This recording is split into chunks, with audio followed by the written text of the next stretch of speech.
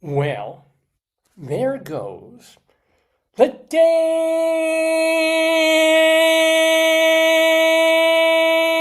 Good morning, everybody, and welcome live on this Saturday, May 3rd, 2025, to the 984th episode of the Dave's Gone By Facebookio Podcastio Programmio of the Stream with me, Dave Lefkowitz. My darling and adorable and wonderful wife would be with us, but she's got a school event today and a lot of other stuff going on. So she wishes us her best. And as a matter of fact, I've got to bail for a bit of the show to help her out, but I've got some great recorded material that you're not going to want to miss. And then I'll come back for more live stuff when that's done. But again, it is May 3rd. We're here. Hope you're doing well, having a great week. What's going to be on this episode of the Dave's Gone By show? Well, we'll do a little bit of Greeley Times. Won't be quite the same without the missus, but we'll have these stories that come from where we used to live, Greeley, Colorado, and they're grouped into a weekly column in the Greeley Tribune of people who are having issues in their neighborhood. They call the cops.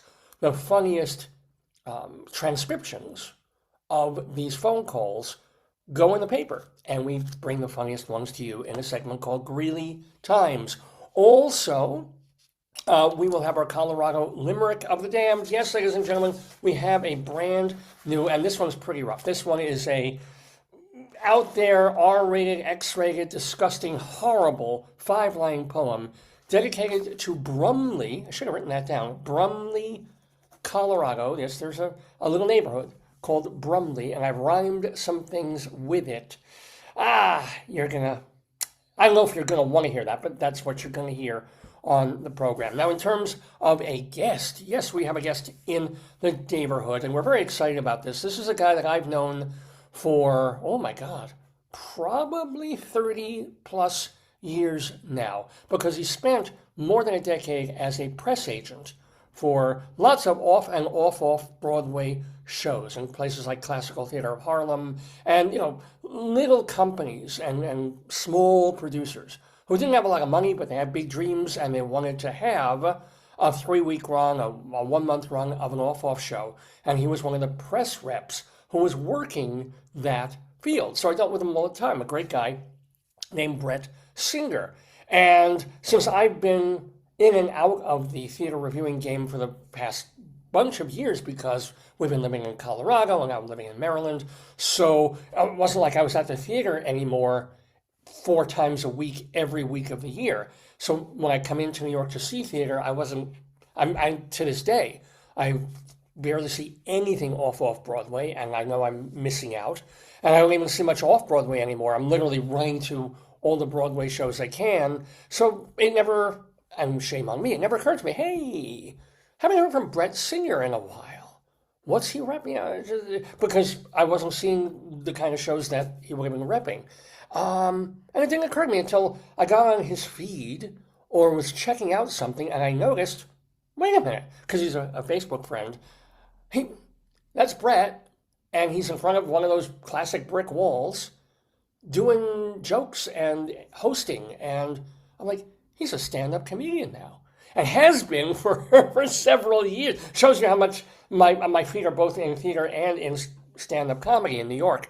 But he's been doing that. He had this whole kind of career shift, and he said, let me take my dream job, because he's also a writer and does things like that. Let me start putting together stand-up material. And now he's at the point where he is performing all the time. He's on a lot of different bills. As a matter of fact, you can see him as part of a comedy showcase. When is this?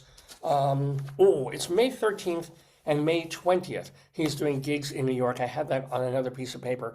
I think Rabbi Sol has that information, and he can tell you where. But if you go to brettsinger.com, you can find that for yourself. But yeah, he will be appearing, and of course I'll be doing more gigs in New York in weeks and months after that. But we're just a week or so away from being able to see Brett Singer live do his thing, his stand-up comedy. Well, it is always fascinating to me when people make this kind of a leap.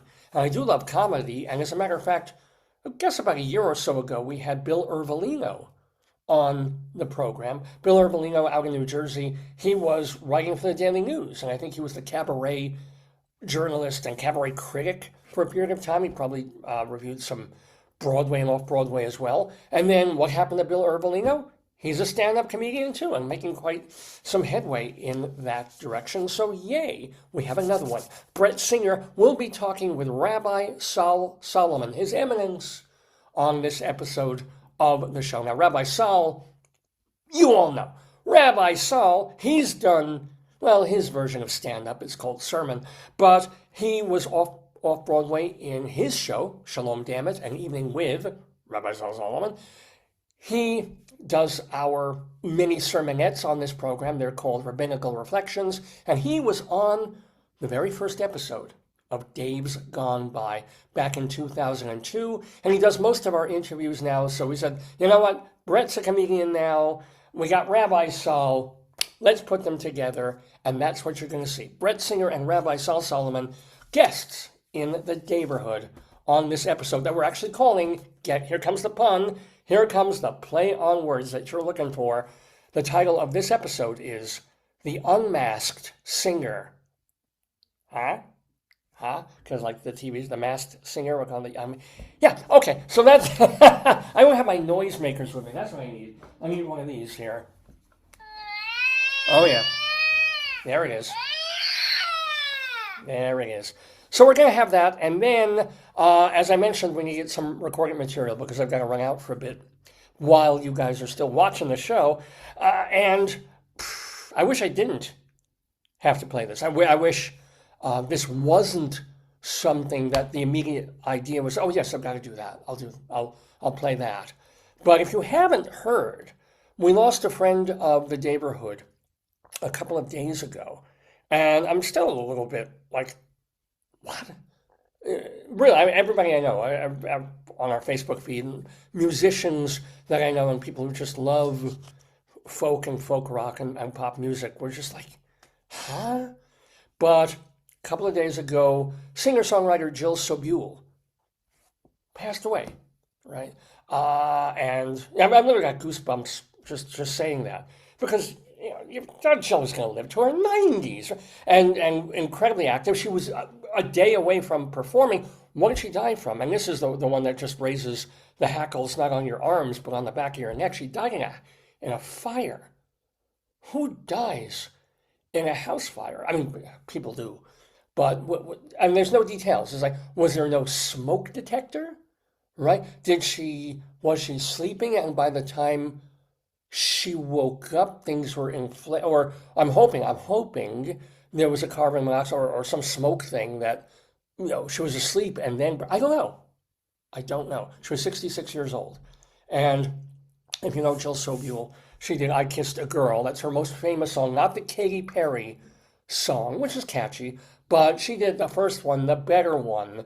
They call it one of the first, you know, gender questioning LGBTQ plus songs to make it onto the Billboard and top 4. It's a great song. And it's a song about a woman who is ostensibly heterosexual, kissing a girl and liking it. Oh, it's a great song. And she's a wonderful, was a wonderful singer-songwriter. That's not her only number that you should listen to. A personal favorite of mine is Mexican Wrestler, one of her more recent ones. Pink Pearl is a terrific album of hers, probably her best. Supermodel is very catchy, and that kind of had some play on MTV and things. I mean, if you go through her albums, I don't know if she's made a perfect album, but you could have a hell of a greatest hits collection, and I think they did one, of Jill Sobule songs. And so it was just so weird, man, to get that Facebook. Because, you know, I'm checking Facebook just before heading to sleep, like two, 3 nights ago. I mean, see if anybody messaged me, see if, you know, I'm good with my guest, see if there's anything new, blah, blah, blah. And then I see a picture of Jill Sobule, and I'm like, oh, I'll betcha, because I've been waiting for this. She had taken, she was doing a musical based on her early life, her life growing up, trying to fit in as a little nerdy Jewish kid, right, going to school, and then kind of discovering that she liked girls as well as boys and turning that into a show that she called Fuck Seventh Grade, which is, a title that gets you immediately. Fuck Seventh Grade. Yes. Yes. All of us. Fuck Seventh Grade. So she did it at Joe's Pub. And I think she did it a couple of times there, and then worked on it and brought it to off-Broadway. I forget what theater it was at, but it was there, maybe not on Bleecker, but I'm sorry, I'm forgetting. So she brought it there. Reviews were really good. She brought it back because tickets were selling. I think she brought it back again or kept extending. So I'm thinking, there's a picture of Jill Sobule. They're going to bring this to a commercial off-Broadway house. There's not a lot of venues off-Broadway anymore that do that, but maybe the Roundabout or Second Stage could pick it up, or the Orpheum would have been a really good place for it, because it's her on stage. It's a dramatized concert, I guess, and I never got to see it. So I'm kind of guessing from the reviews and what I read about it, of her doing her stuff, but also acting out and telling her story with it isn't a solo show. It was an actual off-Broadway piece. So I'm thinking, they've been working on this. They've got it where they want to get it. It's been selling tickets. I'm sure not everybody who wanted to see this has gotten to see it. They found a theater. They're going to do it. So I scroll. I see Jill Sobule's face and guitar, and she's gone. So it's still rocking me.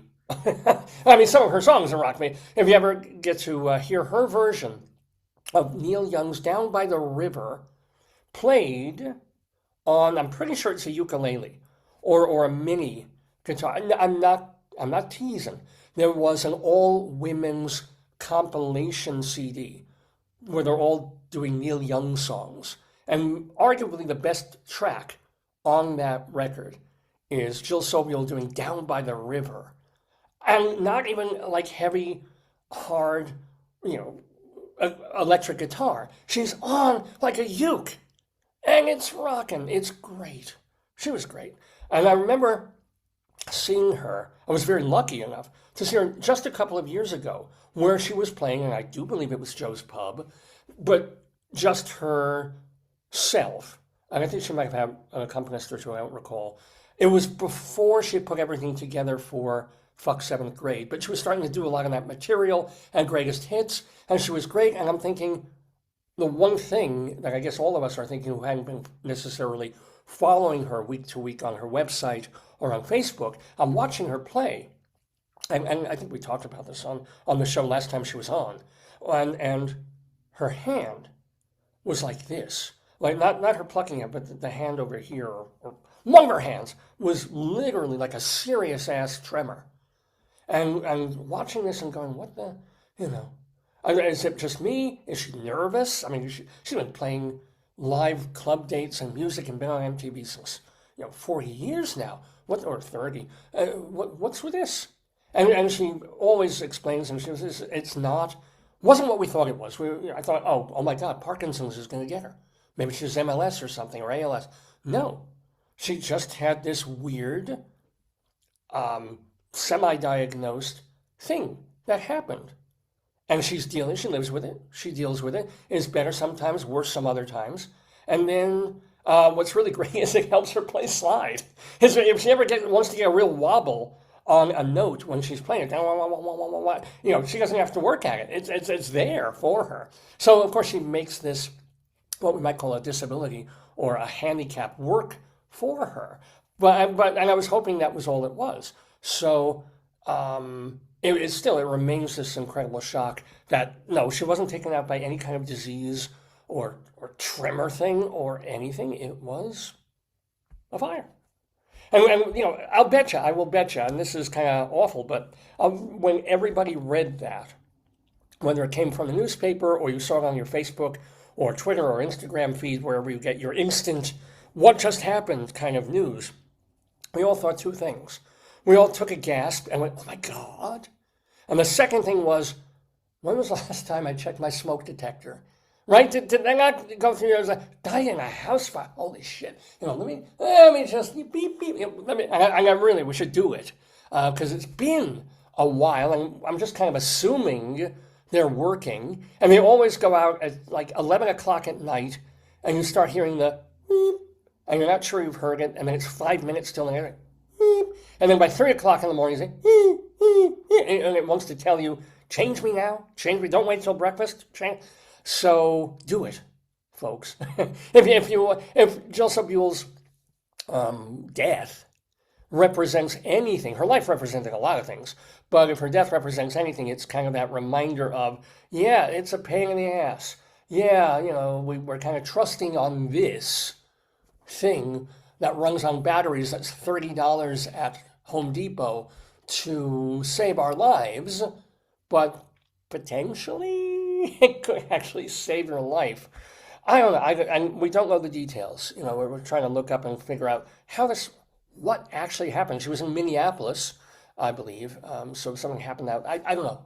Don't know. I guess the details are going to follow, but one of those, that's life, as opposed to the news that came down just a day ago that Ruth Buzzi passed. Now, I wish I never occurred to me to get her on the show. I should have.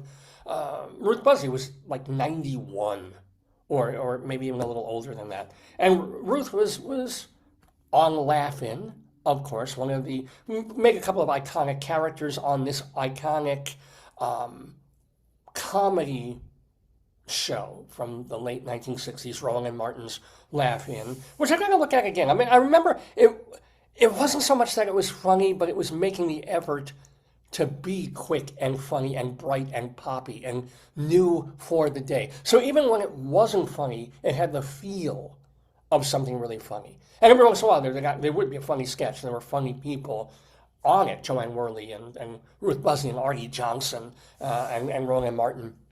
So and Goldie Hawn, who was eye candy and funny and stuff like that. But it was like, Laugh-In changed the nature of comedy. I don't know if we have Instagram and these TikTok videos the same way. If it wasn't for the pastiche pop art, quick, 15-second bit, silly more than that you would see on Laugh-In.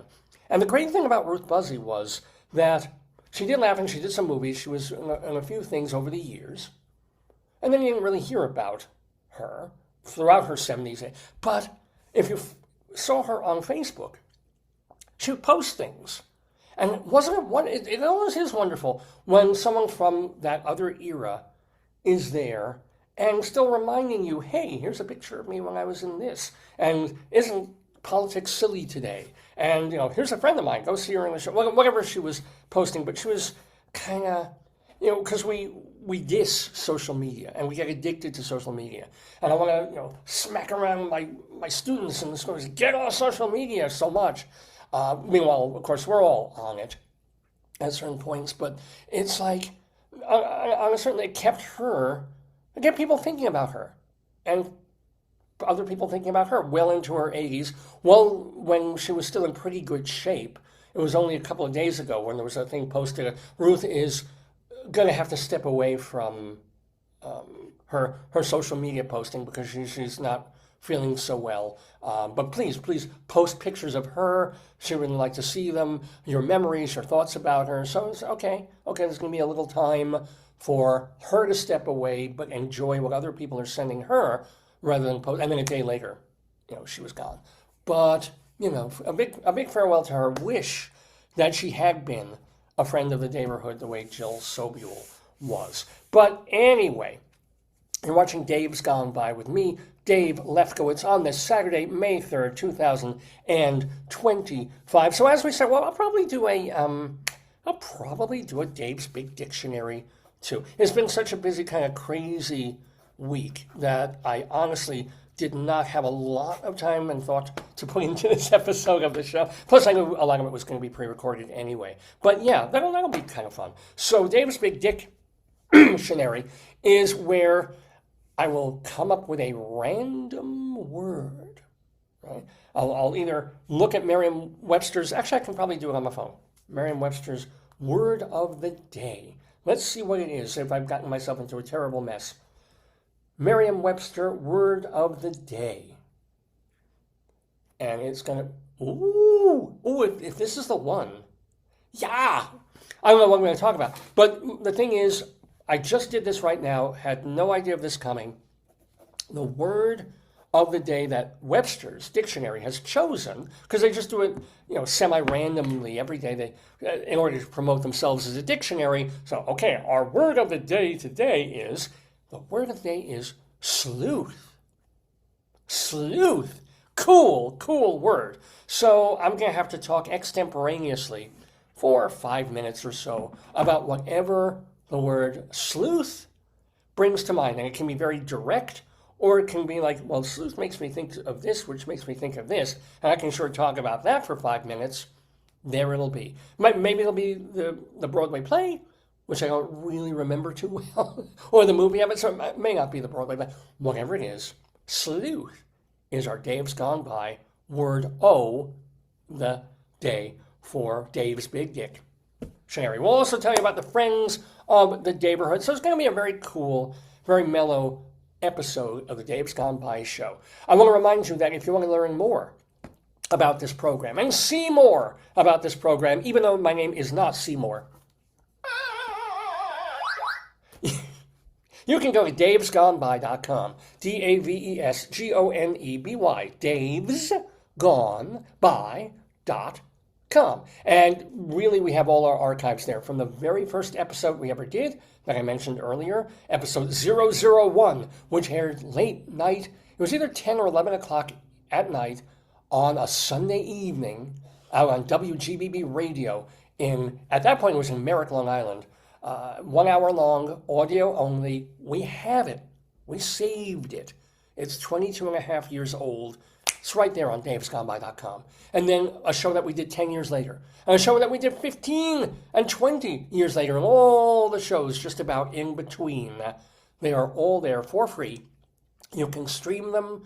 You can download them to your system. However you want to listen to them or watch them. davesgoneby.com. We also have a separate archive of all the interviews that were on the program. If you want to listen to the full program, that's great. But if you're looking just for a specific interview, go to the interview section, and there it is. We also have our skits listed and some of the zany novelty songs that I did over the years. All of that at davesgoneby.com. We also keep most of our archival material at archive.org. That is a site that I support. I throw $5 to them, and I believe in them. They're kind of like a YouTube-ish repository.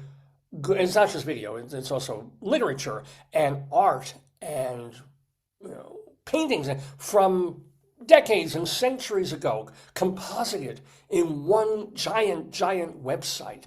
It's called archive.org, and we have our own channel there. It's the Dave's Gone By channel. So if our site ever goes down or has problems, our interviews and our full episodes are all there as well. If you just care about the audio, if you just want to hear the show, you're out and about, you're on the treadmill somewhere, you're driving, and you don't need to look at this face, because who needs to look at this face?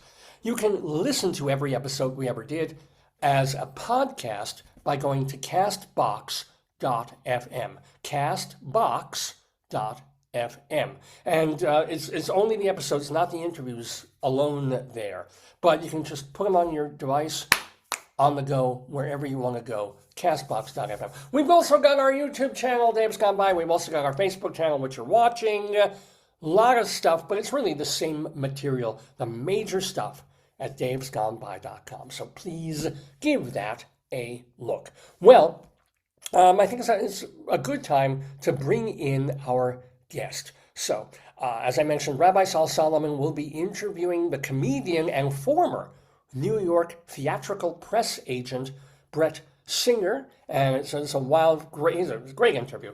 Freewheeling conversation that they just had 2 days ago, because Rabbi Sol's taking Shabbos off, go figure. And then after that, directly after that, we do have sorry, I can't do that. I gotta share screen for a moment. Forgive me for this. Let me see if I can do this. Hold on. Where can I share my screen? Give me a mo. There it is. Ta-da! Oh, look, I'm up in the corner. Hi! And then that's my iTunes thing. I'm going to lower that.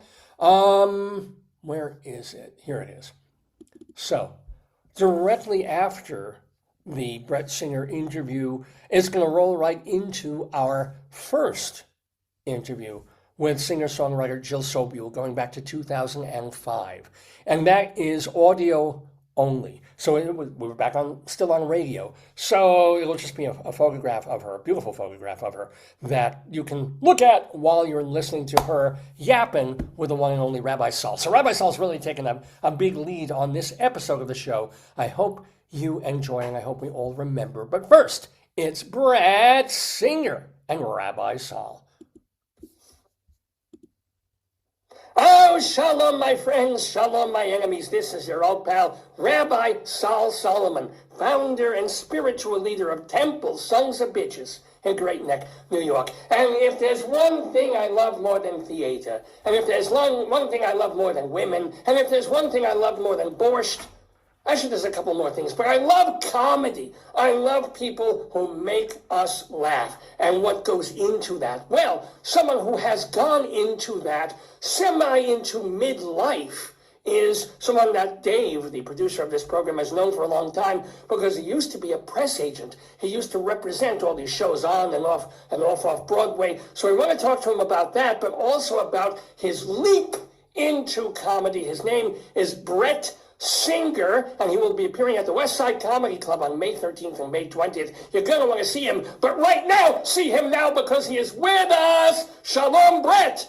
Shalom, Rabbi. How are you? I'm, all the usual complaints and things. How are you? Do you have any illnesses, ailments, problems? Oh, there's so many. My knees, Rabbi. My knees are just a mess. It's ridiculous. Oh, my goodness. I'm going to need new knees. It's not happening soon, but it's going to happen. I can feel it. My mother needed new knees. I'm going to need new knees. How old, if you don't mind my asking, how old are you? I am 54. 50, oh my God, you're a kid. You're a sprinkly little kid compared to Dave. He's like 61 at this point. Well, let me ask you, how long were you a New York press agent? That's a good question. I'm going to say 15 years. So starting in what, the late 80s, early 90s, or when did you get more like mid to late 90s. So what was the first show that you represented? Dana Call. She did a one-woman show at Don't Tell Mama. Mm-hmm. And I managed to get her into Theater Week. I don't know if you remember Theater Week, a lovely publication. I got her picture in there. And I got her reviewed in Time Out, just a little blurb in the listings. I called them every day for a week, and they finally relented. They said enough with the calling, and we'll review the damn show. They sent someone out, and it was a lovely little review. And I said, maybe I can do this. This is a career. So wait, you didn't apprentice at one of the Bill O'Brien Browns or the Barlow Hartman? I did not. What I did is I produced some free theater in the park. I had a company called Young Artist Group, and we had free theater in the 79th Street Boat Basin. We did The Indian Wants the Bronx, the Israel Horovitz play. And I went to a friend of mine, David Gersten, and I asked him, how do I do this? How do I promote the show? And he said, go find every newspaper, there were lots of free papers back then. I don't know if you remember, but there were a lot of free publications, The Resident, things of that nature. AM New York, but that came AM New York, but free AM New York. Yeah. I picked them all up. He said, look up the editor, call them. There was no email back then. Nobody was emailing. Oh, yeah. All right. So you had to pick up the phone. You called. You faxed. There was a lot of faxing. Yes. Lots of faxing. I did so much faxing. It was ridiculous. And did you physically snail mail like headshots through with press releases in the mail? Absolutely. I used to routinely send out 200 pieces of mail. Oh my God! Wow. A long time ago. It was expensive too. So this Dana Call, she essentially had to, for all that. So you're a little bit. It wasn't like I was retiring on it, but she paid me.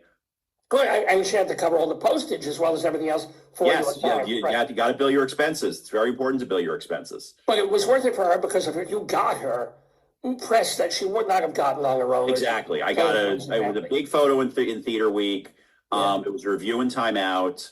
I should probably look her up. I haven't, I haven't You spoken should to call her. Her name is Dana Cole. Give her a call. Hello. Give her Dana. Yeah. Hello.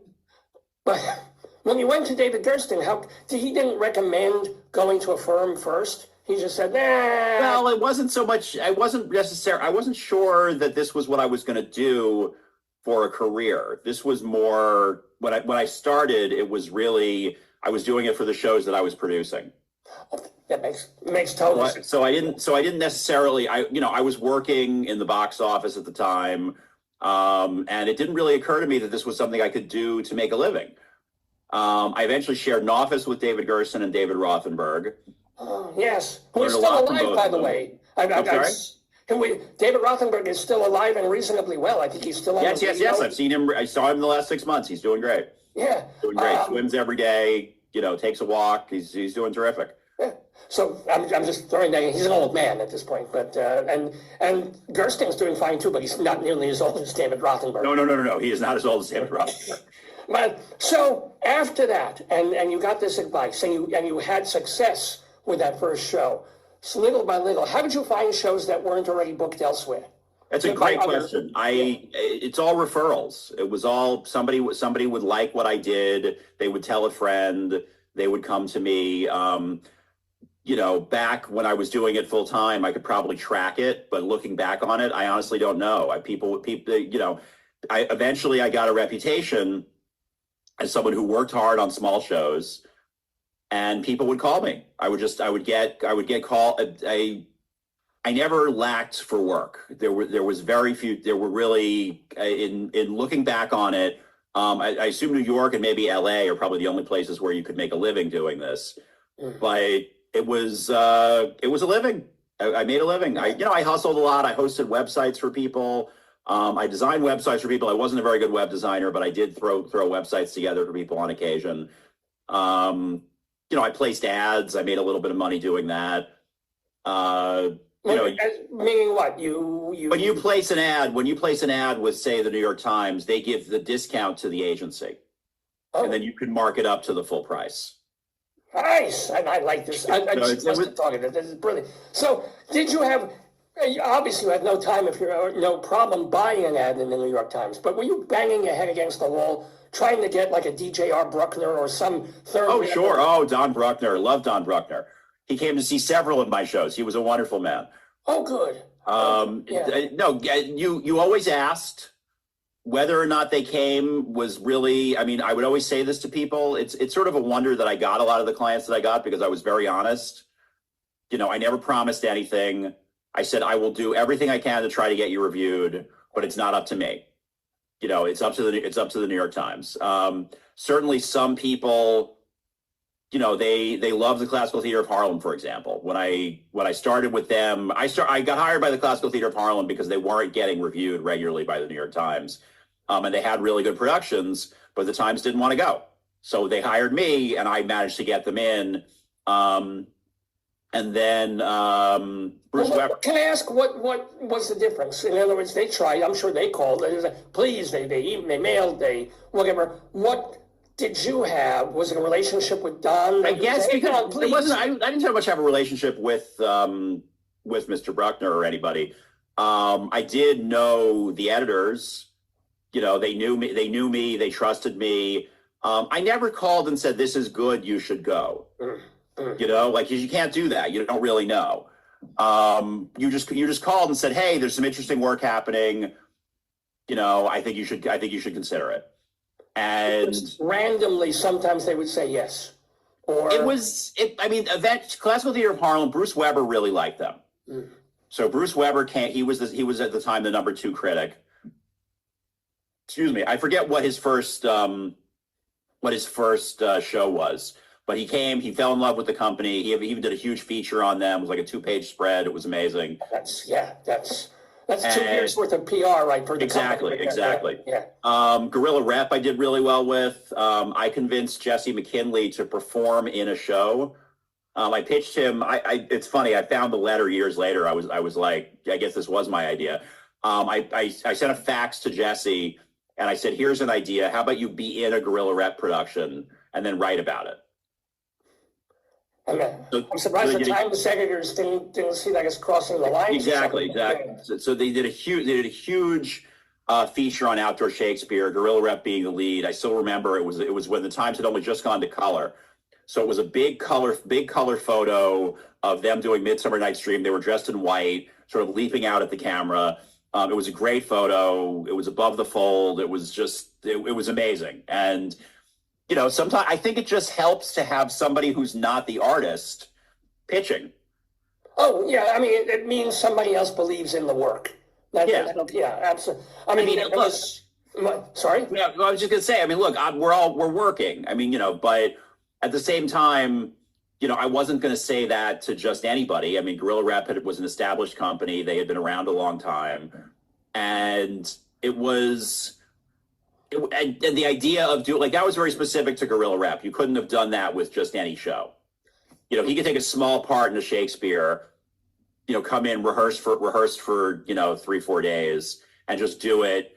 And it was fine. You have like 3 or 4 lines. It wasn't a big deal. It wasn't Mark Antony, or Yeah. Like he's not playing Hamlet. He just, he's playing one of the Ruth theatricals. Right. And it was great. It was terrific. And it was obviously it was huge press for the company. Another fun one with Gorilla Rep. I sent a fax to Newsday, and I said their last production of the Scottish play was better attended than the Kelsey Grammer one, which was true, because they were routinely that was an amazing production. Their production of the Scottish play was unbelievable. They were routinely getting 1,000 people a night up in Fort Tryon Park. It was incredible. Wow. Okay. It was amazing. It was really, really good. They did the whole play in 90 minutes, uncut, because you got to talk fast. You're outside. So it's the Scott play. It's like in the Scottish, but you don't have time to say Scottish. This is the exactly. Scott Club. Exactly. The Scott. Yeah. So that was fun, and then they ran a color photo of Pere Ubu. And this takes me back. We needed photos. This is before the days of readily accessible digital cameras. But what I had to do is I had to take a disposable camera, take the pictures, and then go to a 1-hour photo place, and then scan the photo and send it to Newsday. I said like a JPEG to Jan Stewart. Exactly. At that point. It was, now you take out your phone, you snap it, you send it. It's not a big deal. Right. Oh my God. Can I ask, what is the most high profile? You made some of those shows higher profile than they ever would have been. But what is like the best known, highest profile thing that you repped? Probably, I'm going to say Alan Cummings, Elle. Alan Cummings did a little known Genet play called Elle. He had a theater company for about 5 minutes. He started a theater company. It produced this one show, and then the company folded. That was the one where I said I didn't even write a full press release. I just wrote Alan Cumming, Elle, this theater. I think it was the Zipper. I love the Zipper Theater. I'm pretty sure it was the Zipper Theater. And I got calls from. I sent it out, and within 5 minutes, I had calls from everybody. Everybody wants to talk to Alan, and Alan was great, by the way. He couldn't have been nicer. And everybody loved him. New York One wanted him on. Good Morning America wanted him on. Everybody wanted him. So wait. Everybody wanted him. Where did he go? So I remember him doing New York One. Yeah. God, I'm trying to think of what other TV he did. I just don't remember. It was a long time ago. Sure. So, and can I ask, and you may not want to say, but what was like the worst show? Because it's off Broadway. You mentioned all these classical things of Harlem and then and Harlem. What was like you looked at it and was like, I have to represent this. Should I serve it? It would seem to be to say. There were things. There were things. I will say it wasn't the worst. This was not the worst by any means, but it had one of the best lines from someone at the New York Times. It was The Doctor of Rome, which was the sequel to The Merchant of Venice. And someone at the New York Times said, "Why are you doing this? Were there a lot of unanswered questions?" And I said, "So I guess you're not coming." And she said, "Yes, that's right." And I said, "Okay." And you know what? At some point on Broadway, they'll do Merchant Portia's point of view. Exactly. That would be. Why not? Why not? There's always unanswered questions. I mean, that's it's a nice line, but it's true. There's always it was a good line. That was by the way not the worst show by any means. It was not. It was a hard sell because it was definitely like, okay, it's the sequel to this great play, but it's not Shakespeare. So it was a little bit of a hard sell, but it wasn't terrible. As I recall, it was not bad. I mean, they did do Doll's House Part 2, and it wasn't going to be Ibsen, right? Yeah. Well, all right, so what? Come on, you don't have to name the title. What was like where you sat there in rehearsal, I guess, or in final preview, or even you were there opening night, I assume, and you just went, with the fake smile to like support everybody. What was it?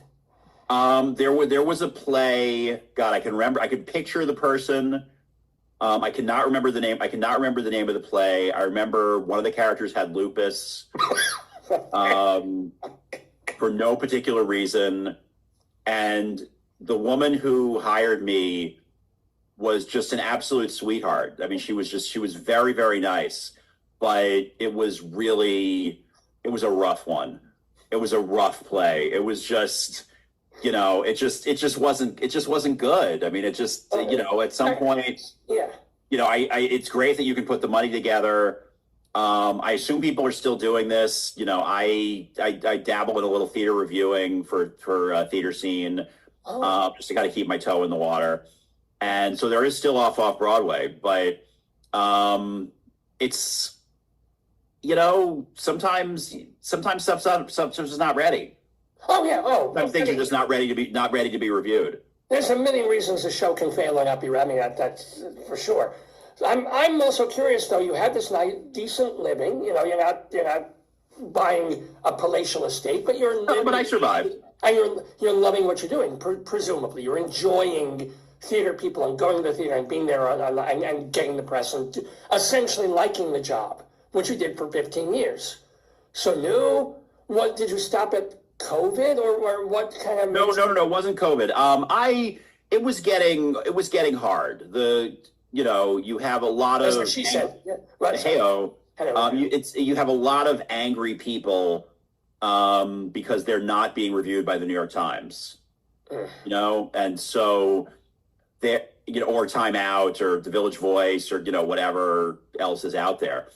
And it was difficult. It was hard to deal with. And my wife got a promotion at work and said to me, "You don't have to do this anymore. If you want to try something else that pays a little bit less money, and it would be great if it was something that was more flexible because we had just had a second child." Mazel tov. Okay. Thank you.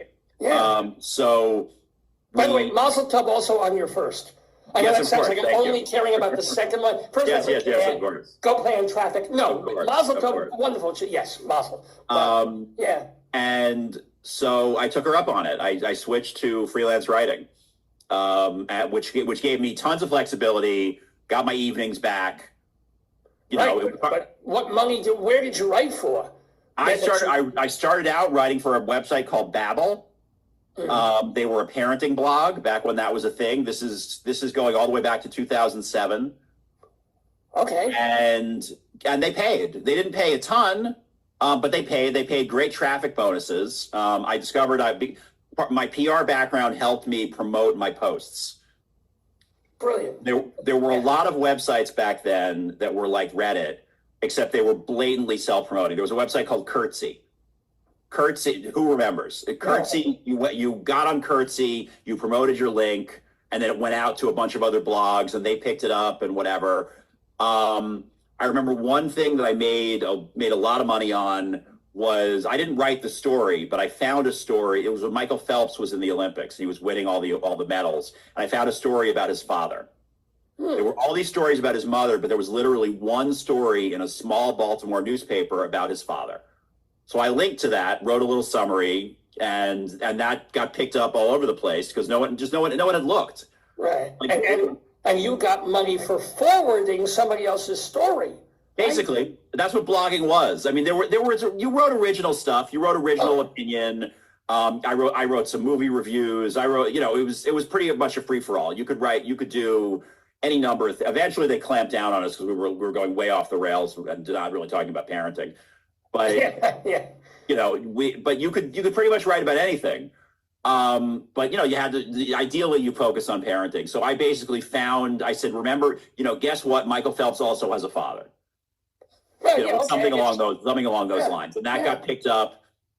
And for writing for a very short piece that was basically a link and a summary and a little bit of opinion sprinkled in, I got $500. Hey, that's that's great.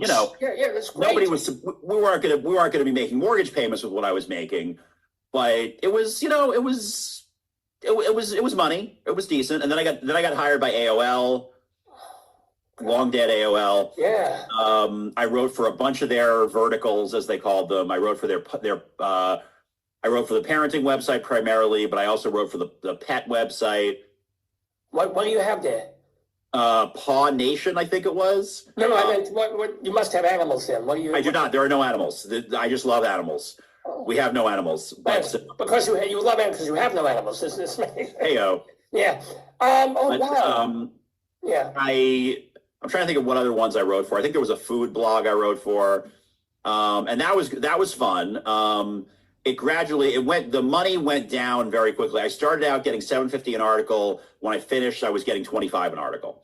Oh. So it was, and that was in the course of about 2 years. Oh, all right. So for a year or two, for almost 2 years, you were doing, I was doing pretty good. I mean, nobody's retiring, nobody's taking vacations, but it was good, and it gave me a lot of flexibility because the nice thing about writing, you can do it whenever. Of course. So money dwindles. You still have to do something with your life, even though your wife's wonderful. She's got her salary and stuff.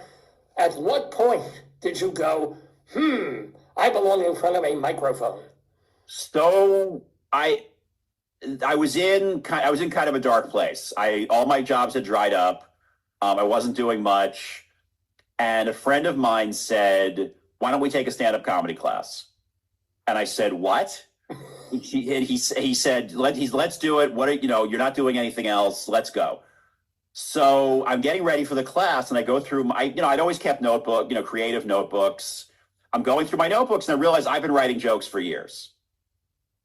So I'm flipping through, I find this joke, I find that joke, I piece together 5 minutes. I get up in front of the class and the teacher says, how long have you been doing this? Ooh. And I said, I haven't. And she said, I don't believe you. You're much too polished. Whoa. And I was like, okay, maybe this is a thing. So we do the class, we do the class show, it's a big class show and I'm hooked. I'm immediately hooked. It took me about 6 months. I went to a writing retreat because I've been going up to. I'd spent a few summers at this place called Birdcliff up in Woodstock. It's like the oldest artist colony in the country, and they do retreats every summer. And I had gone up there to work on a novel while I was doing the freelance writing and stuff. Yeah. And it was great. And so I already planned to go up there when I started doing the stand up. So I went up there, kind of didn't really do any stand up, come back. And it took a while for me to find open mics where I felt comfortable. And I went to West Side. Define it. It's just, isn't any place when you're starting out, don't you say, oh, that restaurant has an opening mic, I'm just going to do it. Or no, you... Open mics are tricky. Now it doesn't matter. I don't care. I'll go anywhere. It makes no difference. I found that a lot of them were a little bro-y. There's a lot of, intense male energy, I guess, for lack of a better word. And I wasn't crazy about it. It was fine. I would do it, but I went to West Side Comedy Club. Felicia Madison at the time was the new talent coordinator and she ran the open mics and I really liked her and I really liked the energy there. There were more women and it was more inclusive and I just felt better. So it was closer to the theater, is what you're saying. It was much more like theater. Honestly, it was more what I was used to. I was used to women and gay men. That was I was used to being the only straight guy, and sometimes the only guy. like there were jobs in theater before I became a publicist. There were jobs in theater where I left because I realized that they only promoted women. So it was like reverse of the rest of the world. Huh. And and I was sort of like, that's fine. This is great for them, but I'm never going to get ahead here. So I got to go find something else. Wow. Okay. And but in this case, now you're looking for that balance, or even a more 52-48 feminine. Yeah, just a little more welcoming. It was nice. It was a nice vibe, that West Side, and that's become kind of my home club. That I'm there. I'm there a couple times a month, doing new joke night, and it's and I do regular shows every now and then. And yeah, I mean, I found that. I kind of got in there. I started hosting an open mic there. Another thing that happened very early on is I hooked up with, and I was really new when this happened. This comedian named Joe Matarese wanted to produce a show at the comic strip, and he wanted someone else to sort of do the grunt work. And I was like, well, I've done theater. I can produce a show, no problem. That's going to be easy. And he said, you host the show. And I said, what are you talking about? And he said, just you go host the show. You'll figure it out. He gave me, I still have it. It's like a page of tips on how to host. And I just went up and I was like, hey, everybody, how we doing? How we doing tonight? Isn't this great? Yeah. I had no idea what I was doing. Like not the foggiest idea what I was doing, but it was a really good way to just jump into the deep end and just start hosting. And I learned a lot. I still host to this day. So and a lot of the lessons that I learned were, go all the way back to that. Is it now called hosting or MC, or do they call you an MC, or is that so? They call it hosting. I think MC is an outdated term. I wouldn't swear to that, but I think when people ask you, they always say host. All right. I think MC is more for like a big event. Okay. All right. The way terminology shifts. So yeah. Host as also. Okay. How long did it take you to go from, say, 5 great minutes that you came out of your class with to what is your, do you have a 40-minute set? Do you have a 70-minute set? Are you one of those? I do not have a 70-minute set. I'm doing 25 minutes in Indianapolis. That is not the longest set I've ever done, but it's close. I would also say it took me a while to get what I would consider to be like the jokes I did in my first 5 minutes are not being done anymore. Those were not, they were jokes. They weren't good jokes. Like when I say I discovered I always wrote jokes, they weren't like, they're jokes I wouldn't do again. I did just bring back a joke from one of my earliest sets into this, and it feels funny. Like it still works, but I know that it's a dated joke. Like it's not dated like the references, but it's just dated. In terms of style for you, yeah. There's a lot of puns. There's a lot of, all right, you got to tell me, please. I'm our audience here. Like 1 or 2 of the jokes from your original 5 that you retired. Well, I promise not to laugh because I'm not. No. So, what was one of the original jokes that I retired? Banana Republic is having a sale. If you get the workers to overthrow management, your pants are half price. All right, cute. Is Banana Republic, did they go out of business or something? Oh, I don't know. I don't know if they're still around. I have no idea. So the reference is still there, but it's cute. All right, that's cute. That's amusing. I probably got some good laughs. And yeah. I watched a movie last night called Airplane versus Volcano. I was rooting for the volcano. All right, cute, funny. I mean, amusingly funny. But is it because it's no longer your style, or you have certain things? Because I'm better now. I can do better. Oh, so what's I look back on those jokes and I'm like, okay, I'm a better writer. I'm a better writer and a better performer. Also, when I started, I was doing exclusively one-liners. Oh. It was all disconnected one-liners. That one joke had nothing to do with the other. It was very ADD. And now I've got things grouped. I do a joke about, I do a stay-at-home dad chunk. I do a nerd chunk. My nerd chunk is taking over my set. My nerd chunk is now closing in on 5 minutes. I'm not quite there yet, but I can almost do 5 minutes just on being a nerd. I can do it my entire life. I'm just on being. Heyo. Yeah. Heyo. There we. So can I ask you? Are you a Seinfeld type? Do you go through a joke and surgically, like every word, move it, hone it, cut, or is it more conversation where you have the joke, but it is what it is. You're not always like trying to make one. Oh no, I'm always trying to make it better. Always trying to make it better. Yeah. Always trying to make it better. Always trying to make it sound more conversational. My style is, I mean, it's a little written. Sometimes there's definitely stuff that I do where I feel like the wording is very important. I personally believe the wording is very important. There are jokes that I have that are more like a story. And those the wording tends to shift up around, but you tell it a certain way and it gets the reaction you want. You want to tell it that same way the next time. Yeah. But the problem is, as a theater person, you know that if you tell it the exact same way the next time, it might not. Even then, it might not land because the audience. No, of course not. That's why it's both. It's awful, but it's also exciting. You don't know what kind of reaction you're going to get. I did a show the other night. I told jokes that always get a laugh. And they did not, because it was a weird situation. It was sort of a strange setup, and it just. It didn't, but you it landed. And then by the end of the show, everything I was hosting, and by the end of the show, everything I said got a laugh. Huh. So like the energy in the room had just changed. Yeah. Also, stronger tequila shots. The last comic on the show said to one of the. It was a great moment. I hope I never forget it. The last comic on the show said to one of the audience members, "What's the problem with dating? What's the worst thing about dating?" And she said, "Men." And it brought the house down. It opened up. It was like, where was this the rest of the show? Brought the house down. So I got up and I just did a couple of minutes to close it out. And it was like kaboom, kaboom, kaboom, kaboom. Everything was hitting. And I wanted to stay up there for 30 minutes. It was time to go, but it was just, it was crazy. And you should have thanked that previous comedian. Oh, I did. It was fantastic. It was awesome. Totally opened up the show. Have you ever had to It opened up the show when it was over.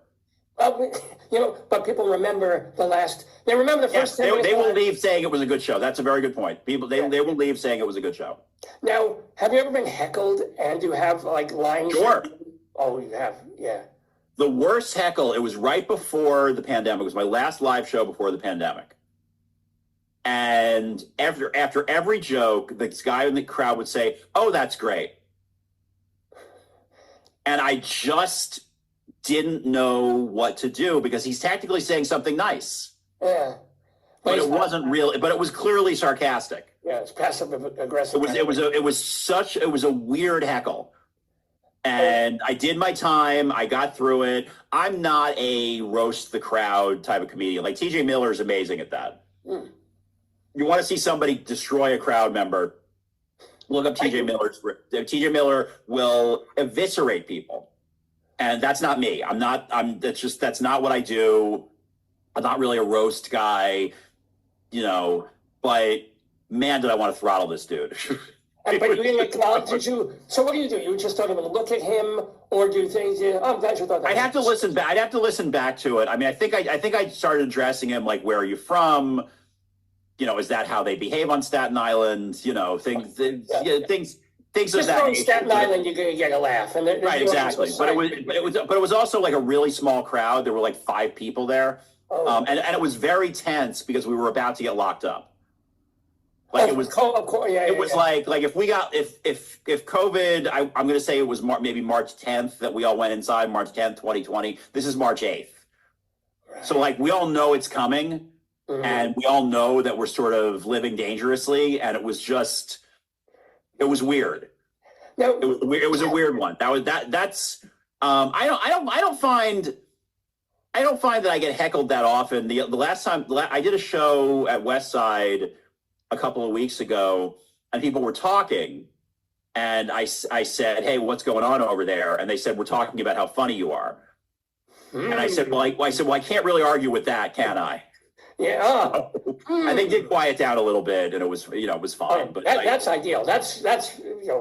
No, that was all good. I find the easiest way, unless they're like, I mean, if they're shouting at you, because that's very rare that you get that kind of heckler where they're literally screaming at you. Unless they're doing that, it's probably best to just move on. Because a lot of times you don't have that much time. You have 10 minutes. Right. If you're doing an hour-long set and somebody starts in, You've got to, that's different. You got to really nip it in the bud. But if you're, if it's minute 8 of a 10-minute set and somebody's talking too loud to the server or whatever, you can't go yelling at them. They're ordering a drink. That's why we're here. And yeah, it's true. And they don't even realize they're being loud. They're just, no, I want my soda, please. I mean, yeah, exactly. They're not even trying to be. I understand. Can I ask, what comedians did you love growing up, or who influenced your? Maybe Honey Youngman, because it's most one-liners. Henny Youngman. I wouldn't call him an influence because I don't really do what he does, but Steve Martin was the one that I was madly in love with. I was a huge Steve Martin fan.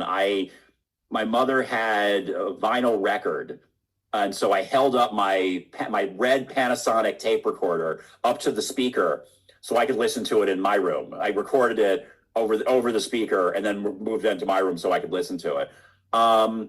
But went back long before I was a comedian, I was really into Comedy Central. So I used to watch Comedy Central on a loop. Like I flipped between that and CNN headline news. Okay. And Comedy Central would play clips of comedians. So like I fell in love with comics like Rita Rudner. Rita Rudner is so good. I think she's still performing, and I'd really like to see her because she's amazing, just unbelievable. I actually got to work with. There was a guy this guy Johnny Lampert. They played a clip of his on Comedy Central nonstop. It was a joke. It's a very funny joke about people getting song lyrics wrong. Oh, Mondegreen, they call that, I think. What'd you say? There's a phrase for that called Mondegreens. Oh, I did not know that. Yeah. I did not know that. But he would like, bingo, Jed had a light on, stuff like that. There's a bathroom on the right. Yeah, exactly. And I actually got to work with him on his one-man show many years later, which was fun for me because I was like, dude, I used to watch you on Comedy Central. Wow. So that was fun. What happened when COVID did hit, right? And you were doing that last show 3 days before the lockdown.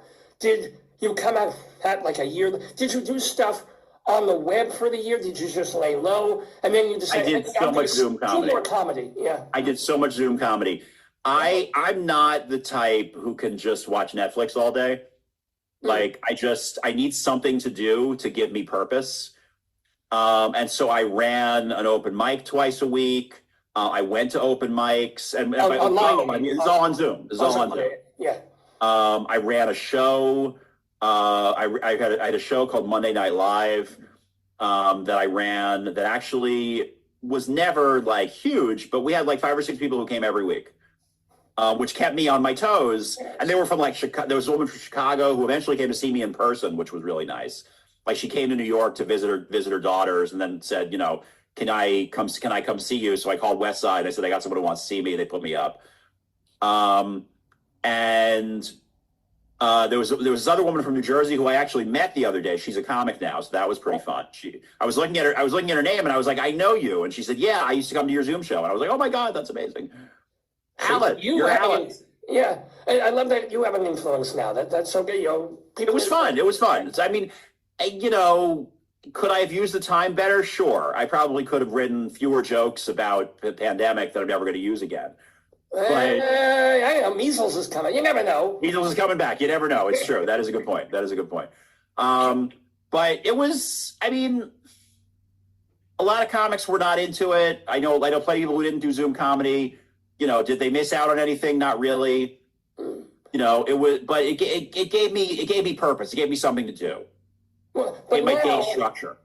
But now that things are quote unquote relatively back to normal, it's been 4-something years. Since 5 years now, since the pandemic started. You do you feel the need to do the 45-second TikTok videos to be on Instagram? Apparently that's the way now everybody does comedy, even if they're live and in person. I need to do that more. I have a bunch of reels that are ready to go, and I just haven't posted them. When there's something topical, I try to get it out quickly. I've gotten pretty good at editing them and sort of, quickly doing the captions and whatever. Like I know there's a program on my phone. I use it. It's fine. It doesn't come naturally to me. I'm not sort of a natural social media person. I've had 2 reels go viral, one for 1 million, one for 700,000. Wow. All right. So that was fun. I picked up a lot of followers from that. But I need to get better. It is currency. Your social media follower count is a form of currency. You have 10,000 followers. There are clubs who will let you perform. I mean, I get it. You have 100,000 followers, you can probably get in anywhere. Yeah. Now, do you have a 5-year plan of like, I'm at this level of comedy now, and I'm comfortable, and I enjoy it. Do you have a thing of like, by 2000, I can't do math, by 2029 or 30, I want to be, and this is what I'm going to do, or you're just kind of enjoying the ride? I'm mostly enjoying the ride. I mean, I have shorter term goals, but I don't do it based on time because I'm a slow burn. So, for example, I would like to get to an hour. Right now I'm creeping up on 30 minutes. I probably have 30. I need to memorize a couple more things. But, I'd like to get to 30, 45 an hour because that's headlining. Yeah. You want to headline, you need an hour. And I gotta figure out how to go an hour without going to the bathroom. Yeah, we're getting to the age. Exactly. It's unfortunate. Exactly. No, but it's you've had so many years in the game that it is quite beautiful that you're just you didn't jump in like 3 months in. I've got my 75 minutes. I'm gonna, it's like I'm doing this. I'm open miking. I got 10. I got a good 20 set. I'm gonna get to 30. It's sort of like it takes a while to really build, and I think that's great of you. Because back when you were watching some of the people on Comedy Central and stuff, it was the era where a comedian would have 5 minutes and they get a sitcom.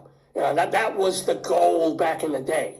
It was sort of like get known real quick, and someone from NBC signs you to a deal, and then there you are. Sure, it was great.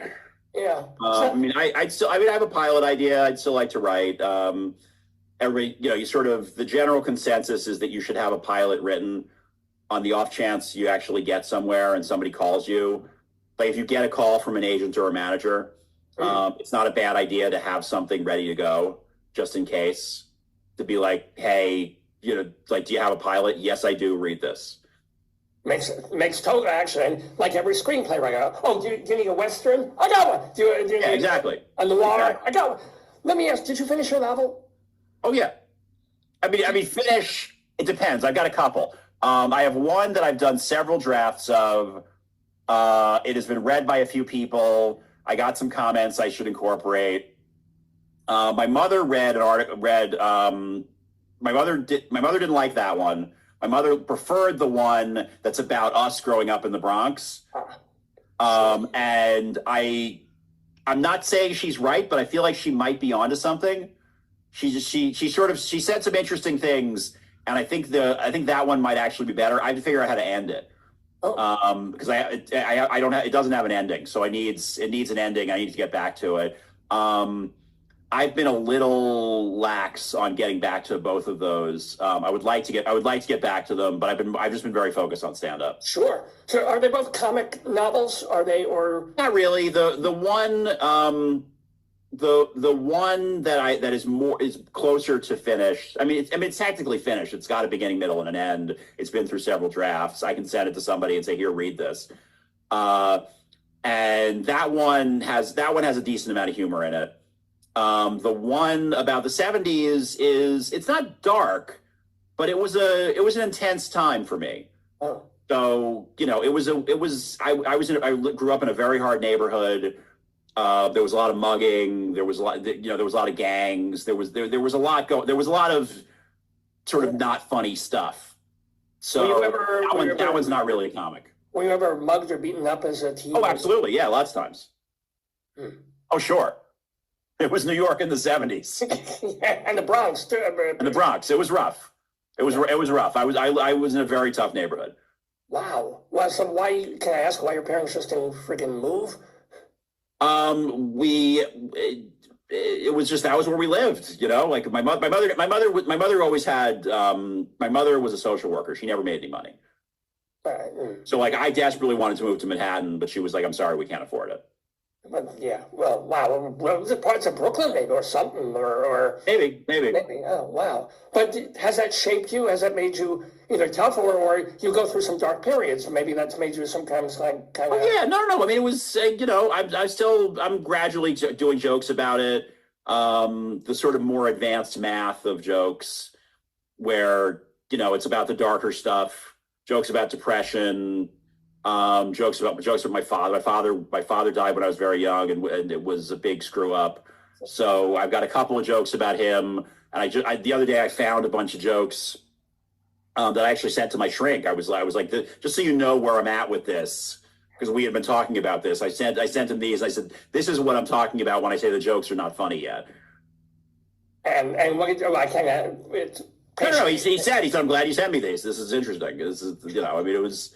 Yeah. Oh, interest. That's the kiss of death for a joke. That's interesting. You'll know it's funny when he goes, hey, this is good. There you go. Right, exactly. So, I know we're running up on time here, but I am also curious, since you lacked a father figure for a significant portion of your growing life, how do you model for the two children that you have? How do you know how to be a dad? That's a great question. I don't really know. I sort of have it in my head. I just try to be there for them as much as I possibly can.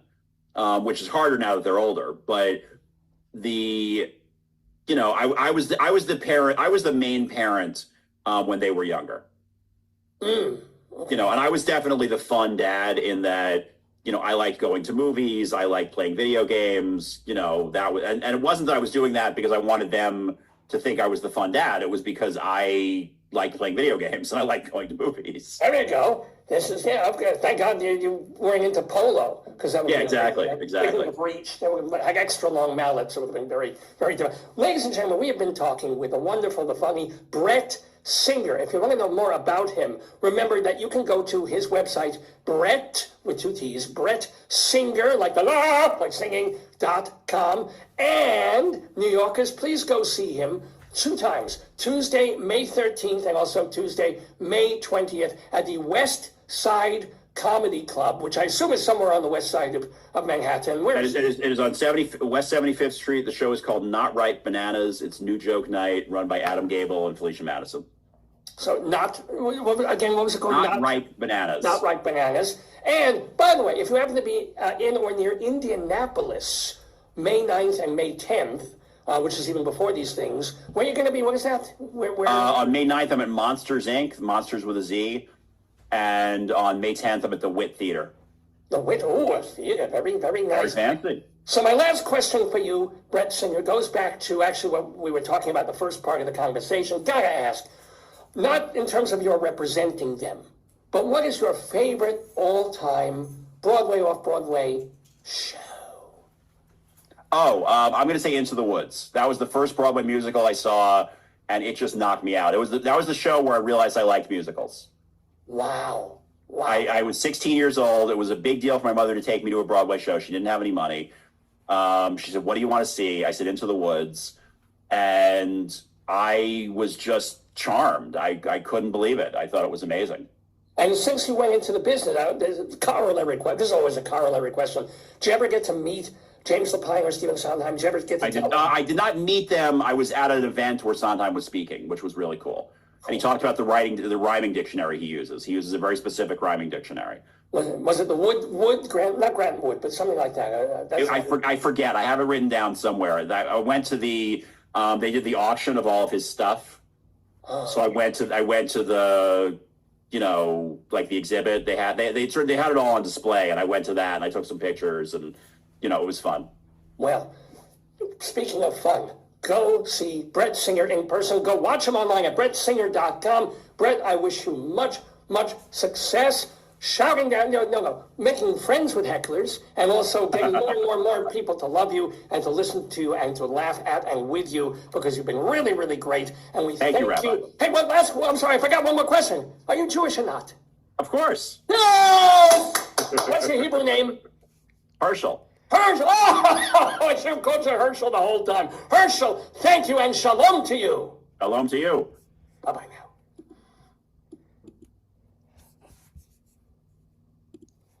a bit of Rabbi Sol Solomon there, talking with former press agent and stand-up comedian Brett Singer. He's a current stand-up comedian, former press agent. So yes, a lot of fun there.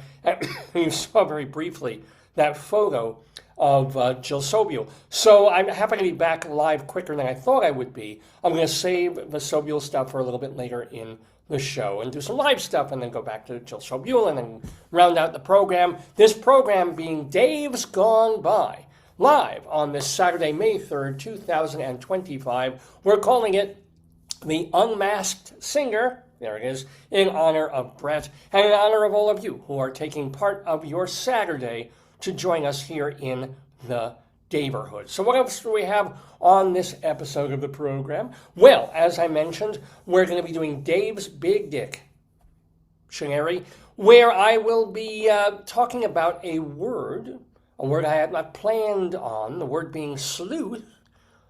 Merriam-Webster picked that as the word of the day today. So in just a couple of minutes, I will be talking about sleuth, whatever it brings into my tiny little brain. Also, we'll have a little bit of Greeley Times, which are stories from the Greeley Tribune. We'll also have our Colorado Limerick of the Damned, where we are going to Drumley. Is it? No, sorry, I wrote it wrong. Brumley. Good penmanship, Dave. Brumley, Colorado. Or is it Brumley? It's Brumley! It's Brumley, ladies and gentlemen. I'll get it right at some point. Brumley, Colorado, for a disgusting, horrible poem. Like, it's amazing. It's amazing what age can do. I wrote the poem yesterday, and I've already forgotten the name of the town. But we'll have a short, disgusting limerick about it rather shortly. Anyway, let's get to some other stuff. Let's get to Greeley Times. Let's do that. Normally, my darling and wonderful wife joins me, but as I mentioned, she is at a school event today and dealing with a bunch of other stuff. So, alas, can't be with us with her usual noises and drum rolls and things. I'm going to have to take a bit of that on myself, but I can still do this segment, which has to do with, as I mentioned, phone calls that come into the Greeley and Weld County Police Department out in northern Colorado. Folks at the Greeley Tribune, in particular, Chris Boland, goes through them and picks out the funniest, most ridiculous ones, and then we share the best of those with you. So, for example, a caller. Oh, I got to do the caller noise. Some kind of caller noise. What about this one? There you go. I think I have a bell. I'm going to do a caller bell instead. That's better. Here it is. Oh! We have a caller, and this caller is at an apartment complex on 10th Street. The caller saw two men pushing a car with no license plates into the parking lot. The caller was concerned that the car was stolen.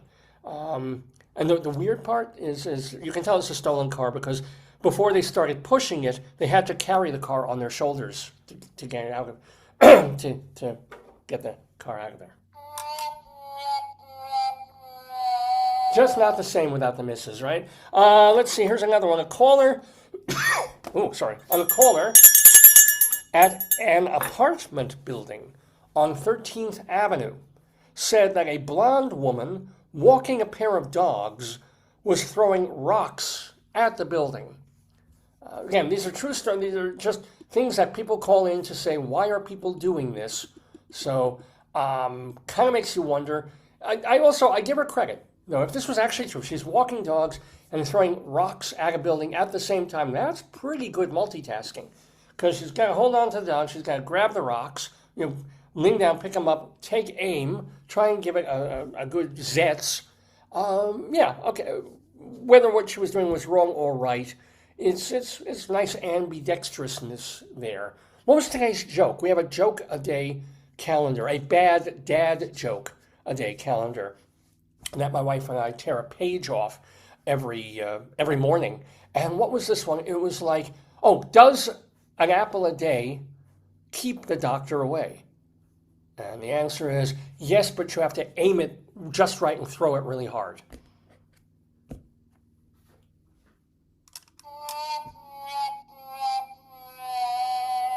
These are the kinds of things that distract my wife and me from the horror that is our daily lives.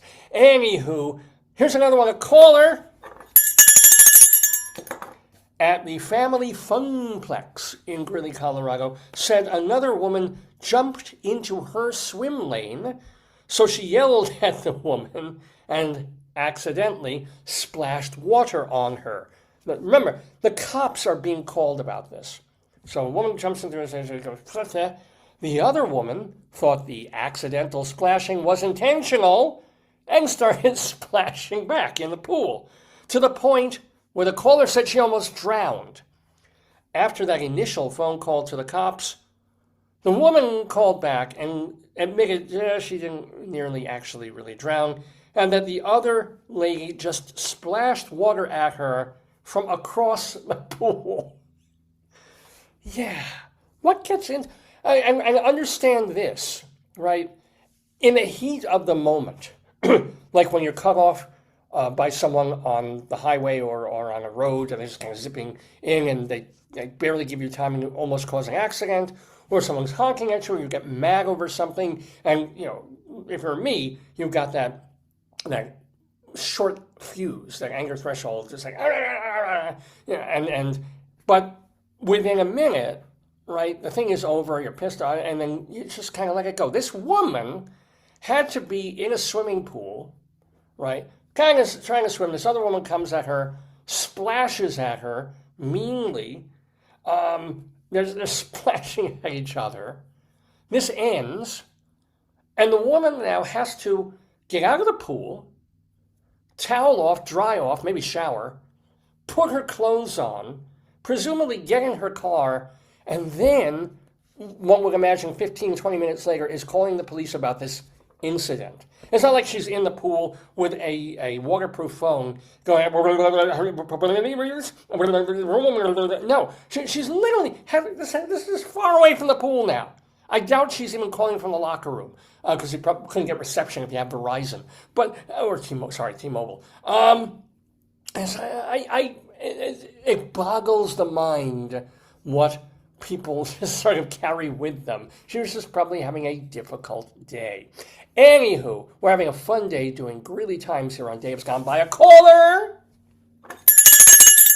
at an unknown location said his mother had been getting harassed in reference to him.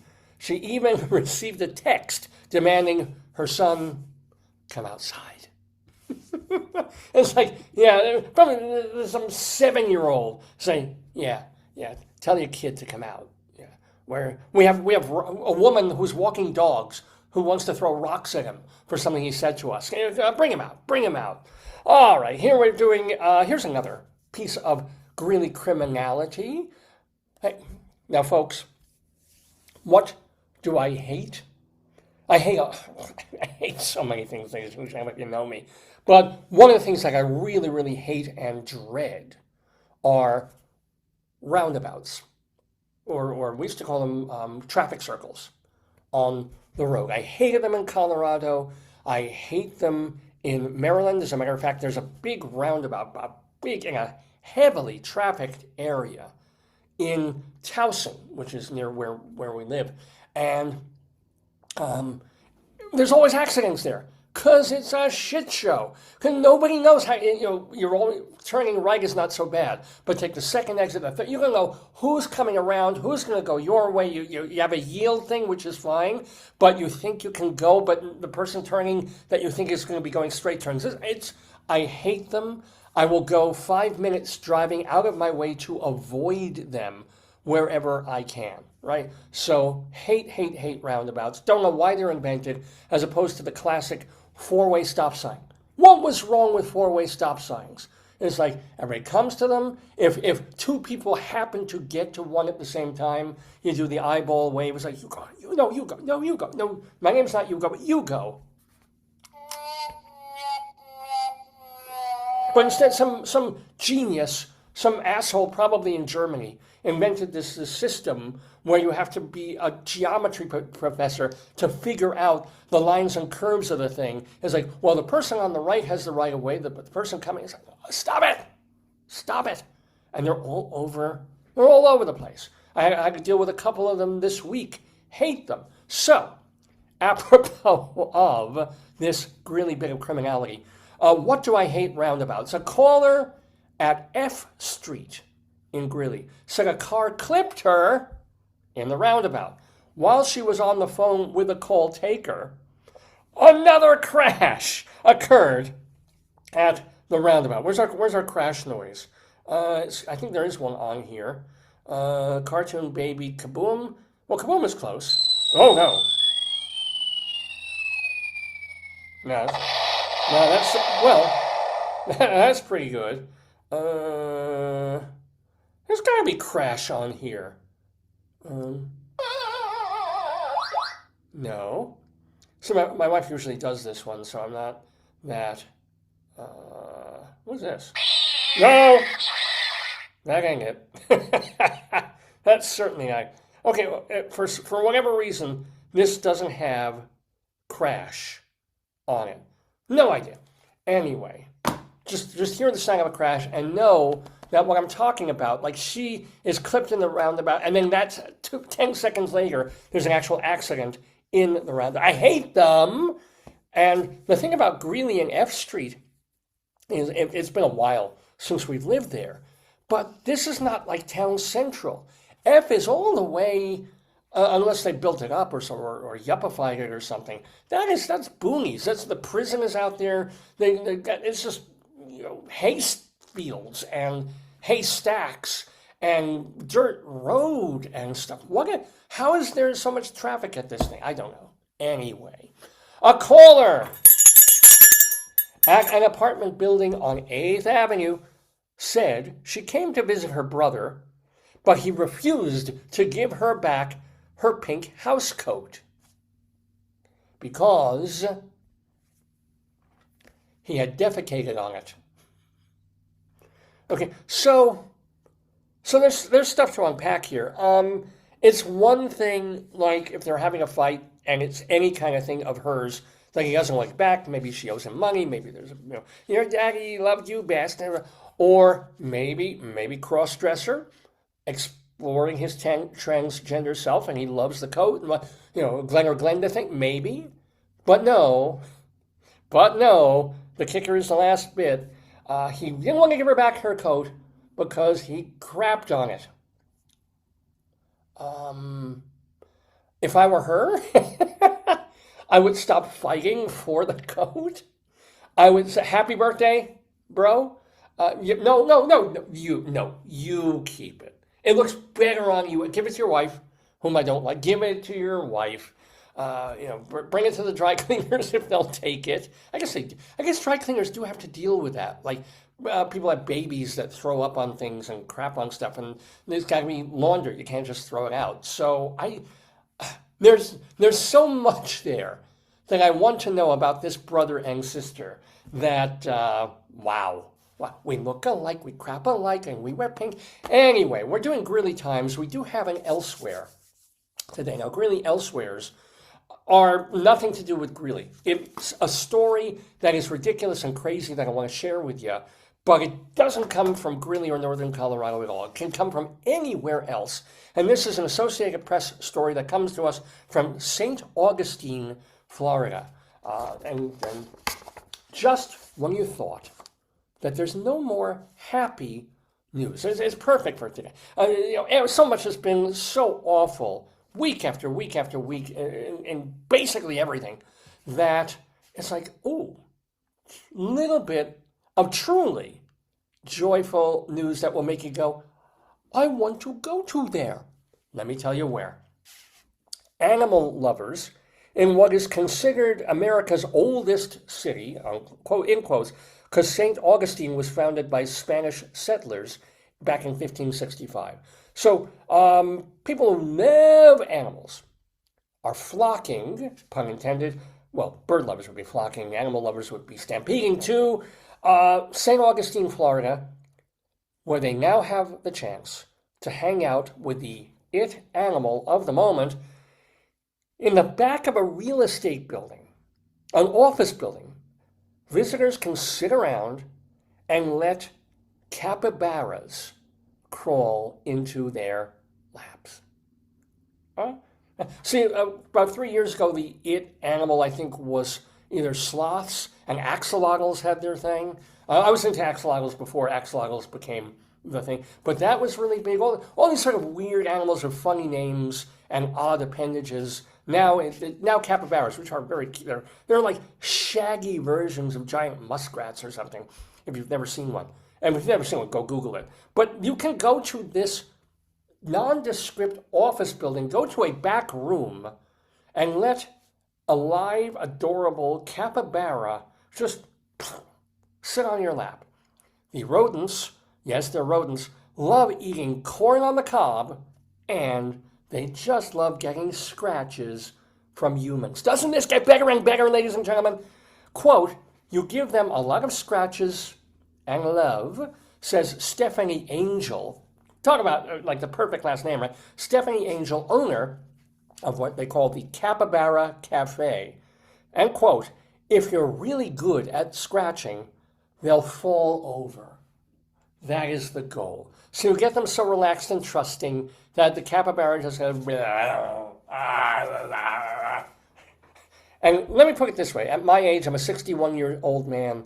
If you bring me to a room and you let nice women sit on the floor and they start scratching my back or scratching my forever itchy testes, I'm their friend. I'm just like, lower back, upper back, your shoulder, testy, left testicle, please. Yeah, I'd be capybara times 10. Now, this cafe near Flagler College opened just last October, and it has since welcomed hundreds of visitors, with reservations now being booked months in advance.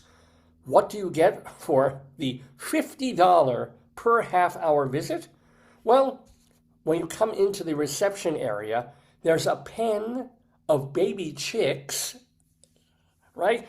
And then the small main room has 3 capybaras, a skunk, a wallaby, and an armadillo.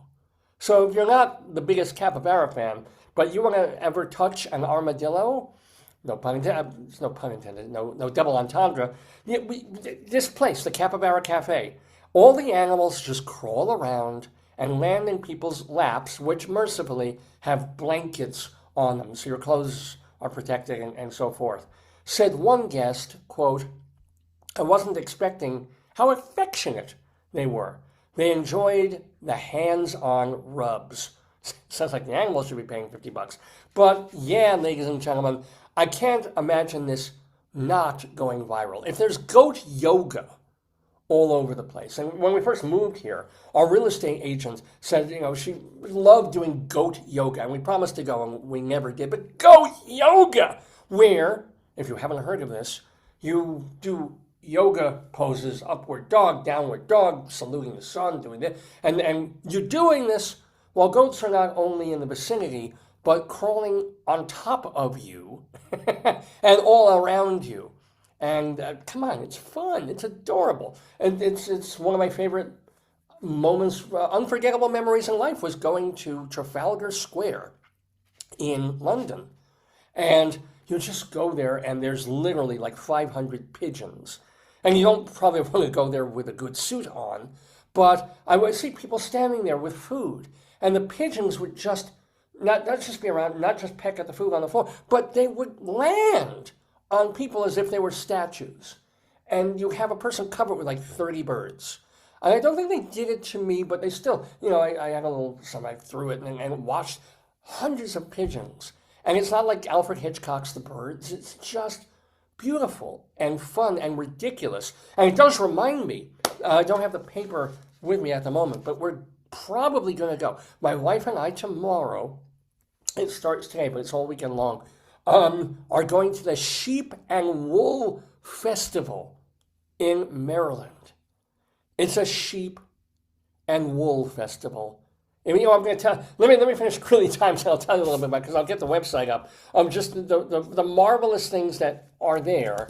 Sheep and Wool Festival in, where is it? It's about an hour and a half from where we live. It's at some kind of fairgrounds in somewhere. We're going with friends. And we tickets are still available for not all the events. There's special events that you have to buy separately. But it's at the Howard County Fairgrounds, rain or shine, which is good because we're anticipating on and off showers today and tomorrow. In West Friendship, Maryland. This is the 52nd annual Maryland Sheep and Wool Festival.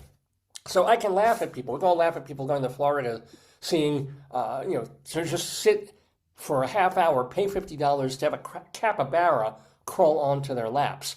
But I'm going and dragging my wife to see there's going to be 600 sheep and goats in this one place. And there's going to be there really will be sheep shearing, and there's going to be woolen things and people making stuff out of wool and yarn and things, and get to touch and look at sheep and goats.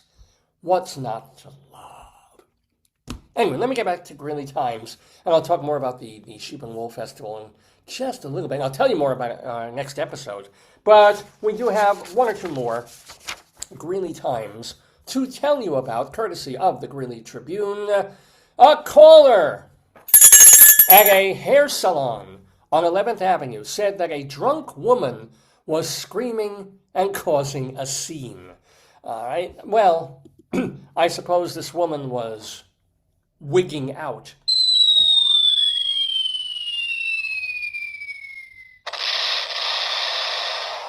Okay, hair salon, wig. Notice how I weave these jokes in and out? Yeah. Okay, and then let's do one or two more of these marvelous true phone calls that come into the police department in northern Colorado. A caller at a motel, Colorado motel on 10th Street said a man brought her a bunch of shoes. She was afraid he had stolen them. Nice of him. Probably, she was one of these people who used to watch Sex and the City, and although Malono Blahniks in the closet, and said, "Oh, if I get her shoes, I'll be in good." And then she realized, well, how did he? Yeah. But you know what? Even if he did steal them, at least it wasn't a soulless crime. Hey, he proved he wasn't a heel. Yeah, I'm treading lightly, my friends. This was Greeley Times on Dave's Gone Bye. Mr. Horace Greeley was no fool.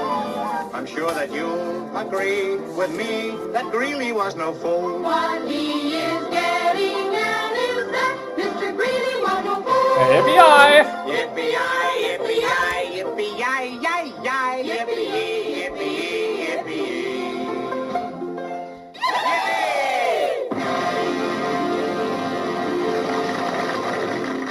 Oh, my friends, so yes, we're going to get to our Dave's Big Dictionary segment in just a little bit. We'll also play part of an interview from like 20 years ago with the late and brilliant Jill Sobule, and we'll have our Colorado Limerick of the Damned and our friends of the Daverhood. So still a bit to do on this program. But now that I've got the website up, I've got to share with you, ladies and gentlemen, the 52nd annual Maryland Sheep and Wool Festival in Howard County Fairgrounds. It's happening today and tomorrow.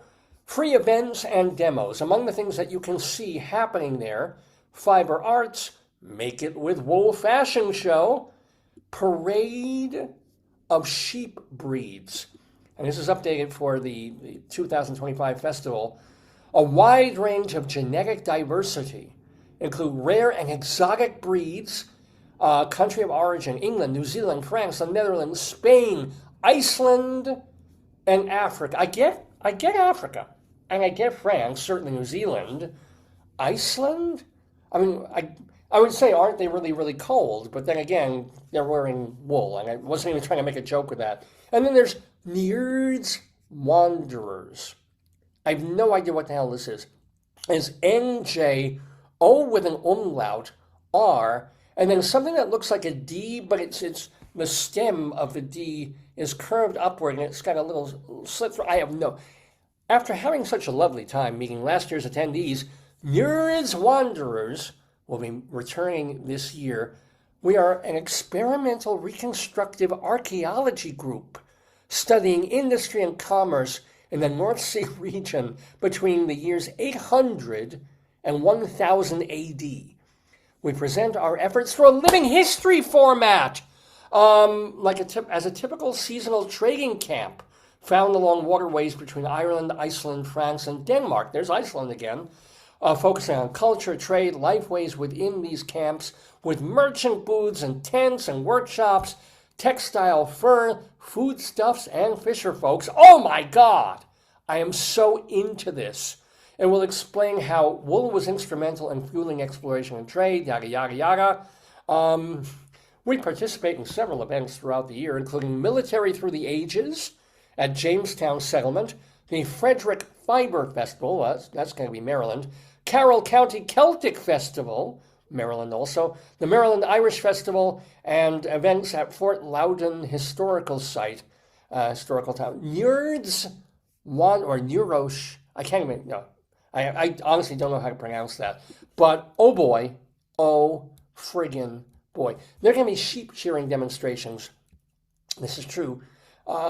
Pleased to have Emily Shamelin of Westminster as our demonstrator. She is a full-time machine shearer who grew up in Carroll County. She got introduced to sheep through the 4-H and has attended Maryland Shearing School. You know, if I go back to school for anything, I'm not going to get a doctorate in English or film theory. The hell with that. Shearing school. I love it.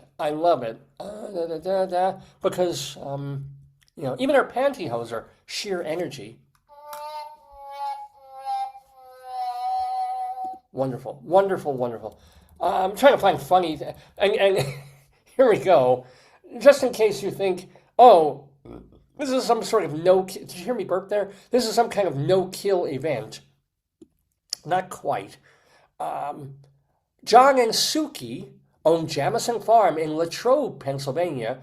Their farm produces some 3,000 lambs annually, which are destined for great cooks at home and the finest chefs in restaurants around the world. In 1985, they had a retail mail-order business to sell their lambs to home cooks.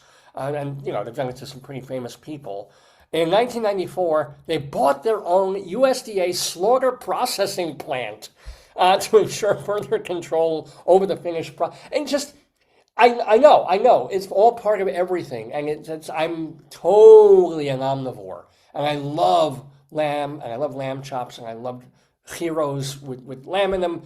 But this idea of being able to look at these beautiful sheeps and shearing in this fairground environment on a beautiful spring day in Maryland, and then realizing that also being represented in the same spot are these two people who basically bought and run a slaughterhouse. It's kind of wonderful. And I honestly think, I wonder what lambs and sheep and goats think, if they think anything, when, like, if they're at the fairgrounds and they're milling around and they're having grass or whatever they eat, and they're being petted, and they're being sheared, and they're being groomed, and so forth. And they smell from a quarter mile away in the same fairgrounds like a charnel house of lamb being stripped, prepared. I'm sure they're not going to kill any lambs on sight. But suddenly people are making mutton, right? And they're doing lamb stew. And the smell is wafting. Is it like Jews in Auschwitz? Is it sort of like, you're going through your day, you don't know how many days you have left, and you see the chimney, and you smell like, your grandparents coming at you. I have to wonder, and I'm not per se an animal rights person, and as I say, I do love me some yummy lamb and sheep and steak and whatever, but this is just a little much. A seasoned cook, Suki Jameson, created a line of hand-prepared lamb dishes. Lamb stew, Suki's award-winning lamb pie. It's like Sweeney Todd for goats. Now retired, They both enjoy writing about their culinary and farming adventures. Okay, anyway, so they're going to be giving a talk at the festival. There's a spin-in, updated for 2025. Let's see. What is this? Bring your spinning wheel, spindle, or charka and join our fun and free gathering of fiber enthusiasts. So compete to see who's traveled the furthest for a fiber fix. Yeah, let's use that alliteration. Compete to see see just how lumpy you can make your yarn. All right. And there are oodles of prizes to be won. Last year's winners went home with prizes ranging from fiber, like from bison or Paco vicuña, to magazines to silkworms. Really! Exclamation point. A beautiful new hitchhiker spinning wheel and all of this. Spinning wheel, da da da. So a big thank you to these generous vendors who donated prizes last year. They're still listing them. People like Dreaming Robots, Cleams and Cleams, Bare Naked Wools, Kim Dyes Yarn, Shady Side Fibers, Tatting by Wendy, and Wool Out of Wales, and more. Love it. And then there's I want this. I should do this. Storytelling for all ages with Tim Libengood. No relation to William S. Lemongood, the playwright who's a longtime friend of the Daverhood. This is Tim Libengood, a storyteller since way back, learning from vinyl LPs on a record player. He's that ancient. He just tells stories about why the world the way it is. And of course, he has a CD he would love you to buy and add to his rich coffers of treasure. Oh, that's nice. See, I would stop in. I would love to hear like a 10-minute story from Tim Libengood. I know not a lot of this is funny or all that interesting, you guys, but I am felling. I'm so excited about this whole festival. We haven't yet gotten to the contests. Let's get to that. Contests and competitions at the Maryland Sheep and Wool Festival today and tomorrow. Creative shearing competition. And you got to see the artwork for this. It's a sheep, presumably a sheep, with like a checkerboard design on its back. Not everyone can shear a sheep, but even fewer folks have either incentive or opportunity to show their imagination and expertise.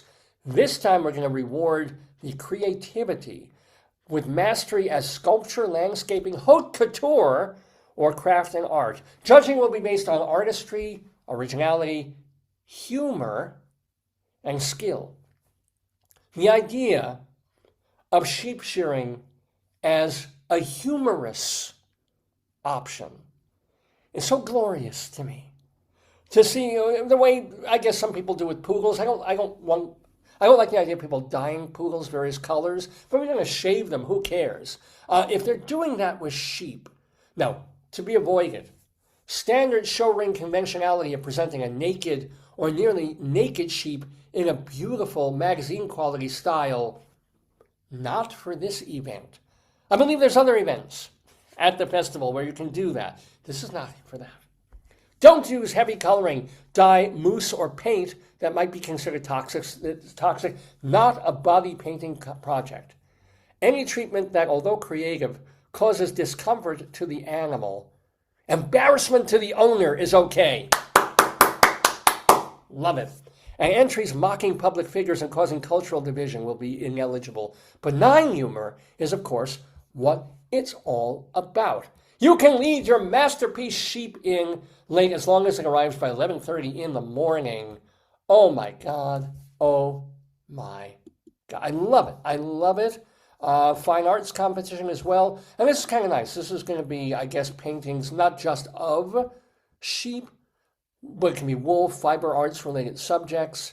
Kind of nice, like nice paintings and things on artwork. Junior sheep and goat skill-a-thon, junior spinning competition, lead line competition. I don't know what that is, so I'm going to read it to you. To show the relationship between the shepherd and the wool products made from sheep, the competitor leads a sheep around the ring while wearing an outfit made from wool, either sewn, knitted, or crocheted. The contestant is judged on the handling of the sheep as well as the outfit. And by the way, there's junior, intermediate age, senior age, which is actually 13 to 18, and then adult. Love it. And by the way, congratulations. I think they've named her. No, it's still a competition. That's last year's winner, Lydia Shamelin. We mentioned her before. She's 18, and she was last year's ambassador for Maryland Sheep and Wool. She runs a farm with about 300 border Cheviot sheep and rotationally grazes them around the farm. So if you want to be her, if you want to be next year's or 2025's Sheep and Wool ambassador, the competition is on. You must be between 14 and 18 years old. I'm out already. And you have to be active in some area of sheep or wool production in Maryland. You have to participate actively in the festival, attend and help with sheep shows at county fairs, the open sheep shows during the Maryland State Fair, and that's just very close to where we live, and give a report of activities at the Maryland Sheep Breeders Annual Meeting in October. Plus, you have to promote lamb and wool in a variety of other ways. 4-H clubs, Ag Week, Taste of Maryland Agriculture Dinner. Well, there's the crossover again. Wonderful, wonderful, wonderful. Wait. So you're on call like the whole year. This is like Miss America sort of thing for sheep and wool. Fine, great. The ambassador will receive a cash award of $100 from the festival, slippers from H. Trowitz and Sons, and a wool fabric sash, sponsored by Brittany Lippy. And reserve ambassadors each receive a cash award of $50. Yeah. And meanwhile, you're spending the entire year, essentially, I don't know if you could call it an internship or something like for pennies on the dollar of your hour. You are taking weeks out of your year. Presumably you're not in college and busy with other things. This woman runs a farm to do all these things, and you do it for love, of course. But my God, it's like a serious part-time job. And you make like $150 total. Good for them. Sheep photo competition. Oh my God. OMG. Portraits, single sheep, head or whole sheep, people with sheep, not the photos I would take. Humor can perfectly be part of the photographs. Computer-generated photo art, but it must be generated from a photo. Very, very cool. There's no entry fee, which is kind of nice, but I think you had to have submitted it by yesterday, so a little late if you wanted to get in there. And just, sheep to shawl competition, skein and garment competition, youth conservationist, just so... live music at the festival. Who's going to be there? Who's playing? I guess I just get... here they go. So we're going tomorrow in the late morning. We'll probably see Lydia and Emily Martin, Carruthers and Others. That's a great name for a band. Walt Michael and company. So very nice. Okay, I'm looking forward to that. Festival gear. Of course, they're going to be selling stuff. T-shirts, tote bags, sweatshirts, hats, aprons, and more. Fun, fun, fun. Anything else that we want to... They have shepherd workshops. Free seminar, American Wool Assurance Program. Well, will I go to that? Yes, I will. Any other seminars? Grazing management with Brittany Fletcher and ruminant livestock specialist. It doesn't get better than that. Ladies and gentlemen, the Maryland Sheep and Wool Festival happening in Howard County at their fairgrounds. It's on today. It's on most of the day tomorrow. If you see me and you don't hate my show and want to kill me, wave, say, hi, Dave. I heard about the festival on your show. I don't get anything for that except seeing someone who likes my show and waves at me. But these things, little things like this kind of take the edge off a very, very difficult year that it has been. So I'm really hoping for a wonderful, wonderful time at this event. Well, I'm having a wonderful time doing this 984th episode of the Dave's Gone By Facebookio, Podcastio, Programmio of the Stream. We are live on this May 3rd, 2025. I'm Dave Lefkowitz. Howdy.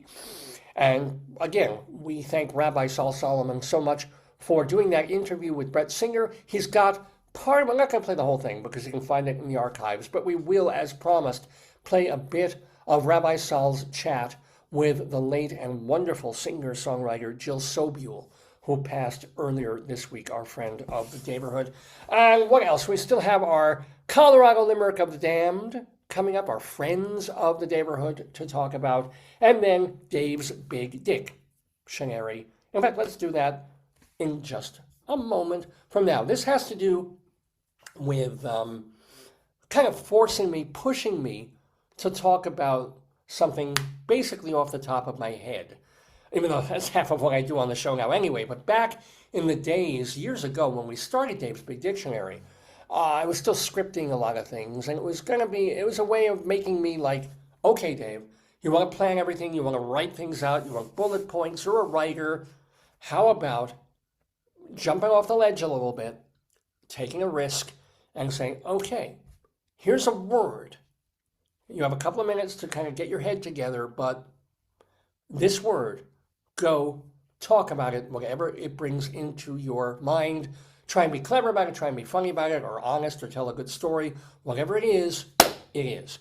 So, Dave's Big Dictionary today, cool word, actually. And it comes directly from Merriam-Webster Dictionary, because they choose a word of the day every day, kind of to bring promotion to their site and to their dictionary. Word of the day is sleuth. So I'm going to talk a little about the word extemporaneously after, of course, I play the theme song. Extra, tell all about it. It's Dave's Big Dictionary.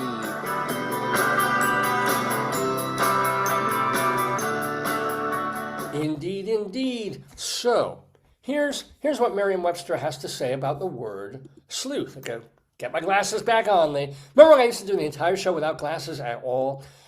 To sleuth, so they have it first as a verb, which is interesting. I'm surprised at that. To sleuth is to carefully or methodically search for information or to act as a detective. We spent hours at the flea market sleuthing for 19th century paintings. To fill the market with some vintage treasure, we call some of they always have these long examples from magazines and newspapers and things. Did you know? Oh, I like the digital. How is it that they went directly to the noun, to the verb, and they don't even have the noun? That's so weird. But I guess they want you. So their word of the day, they actually choose the part of speech that they want you to use it as. So they're avoiding the noun. Today's is to sleuth, the verb. Did you know, quote, they were the footprints of a gigantic hound, unquote. Those canine tracks in Arthur Conan Doyle's The Hound of the Baskervilles set the great Sherlock Holmes sleuthing on the trail of a murderer. It was a case of art imitating etymology. When Middle English speakers first borrowed the word sleuth from the Old Norse word sleuth, or it actually looks like the word sloth, but it's got like a line over the O. The term referred to the track of an animal or person. In Scotland, sleuthhund referred to a kind of bloodhound used to hunt game or track down fugitives from justice. So in 19th century U.S. English, sleuthhound soon shortened to sleuth. Began to be used for a detective. From there, sleuth slipped into verb use to apply to what a sleuth does. So really it's almost more like sleuth hounding. I love it. That's really, really cool. So thank you to Merriam-Webster for the word of the day, which is sleuth. By the way, I dodged a bullet. Yesterday's word was ziggurat. I don't even know what the hell that is. An ancient Mesopotamian temple. Okay. Glad that wasn't my word of the day today. Day before that, convoluted. That would have been good. Insouciance furtive alacrity and decimate way back at the beginning of the week. But no, today's word of the day for Dave's Big Dick Dictionary is sleuth. How can I waste 5 minutes of your time trying to be funny or interesting about it? Well, first of all, when I hear the word, being a theater critic and playwright, first part that comes to mind, even though it's the noun version, is the play, Sleuth. I remember Michael Caine, I think it was, and Christopher Reeve in the movie version of the show. I just remember it was one of those things back when you had real thrillers occasionally on Broadway, people like Rupert Holmes and our friend in the Daverhood, John Peelmeyer. Every once in a while you would get, or almost every season, you get an actual old school thriller.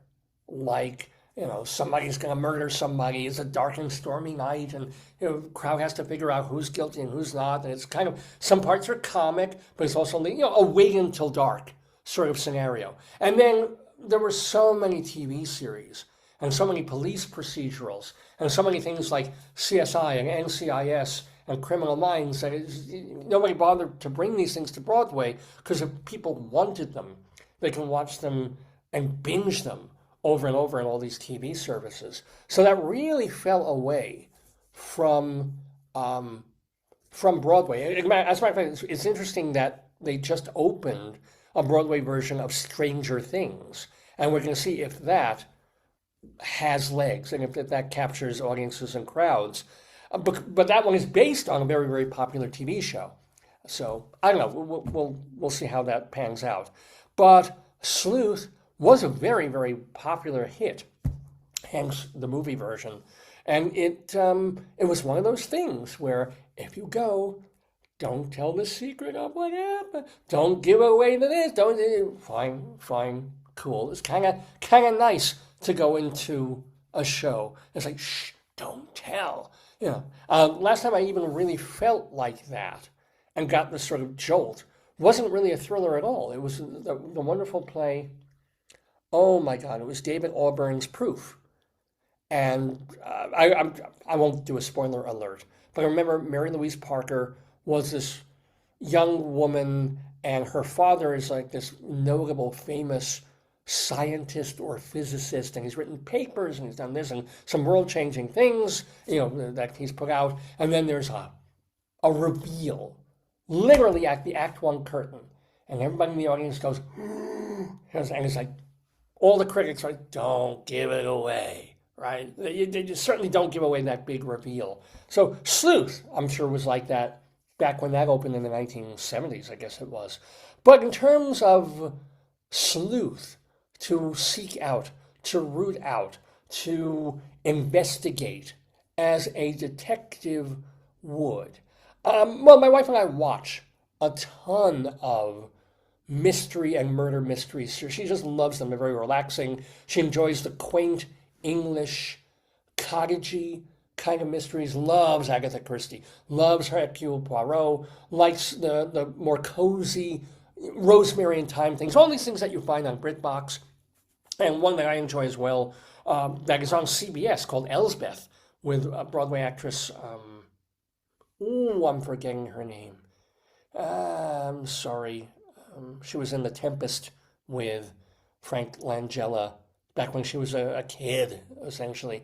There's something with a P. Anyway, Elsbeth, I'm sure they're going to do a new season because it's really old school fun television of the monk school in a way, and of the even the Columbo school. It's like a detective who's quirky and figures out things that nobody else does, and she's really lovable. Carrie Preston is the actress, and so she just remembers to look in the other places that nobody else does, or she puts two things together.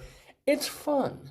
We enjoy that sort of thing in 56 minutes, going from who did this, or could have been, or we know, as in Columbo, and generally in Elsbeth, you know who's the bad person, and she's got to put it together. By about the 40-minute mark, she knows who it is, she just can't prove it, right? But it also made me think of why I'm a little too linear to be a really good sleuth. I'm always amazed that detectives figure out things and uncover things and go through 10 years of some burglars or some drug dealers' receipts, or somebody who killed somebody and then did this and hid everything really well. And then they figured out they found a receipt from a gas station 50 miles away, which was only half a mile from the scene of something buried. I was like, how do they? How do they just see this and this and this and this and do this? And I realized it wasn't quite my skill set. Even though I'm a pretty bright guy, I can write pretty well, I come off as fairly smart, that sense of, aha, I can investigate and come out the other side of something, not my thing. And I knew that when I was in my 10, 11, 12-year-old range, maybe even a little bit younger. I didn't read a lot of books when I was in my early and preteens. I read voraciously when I was a child. And then kind of, when you start discovering music and you start thinking about girls and then other things happen, you kind of, until I had a couple of wonderful English teachers in junior high school and high school who said, no, you need to be reading great books. If you're going to have a full life, you start to read the great literature and read as much as you can of everything you can. And I kind of took that to heart. And now I read great books again. But back in the day, I didn't read that much.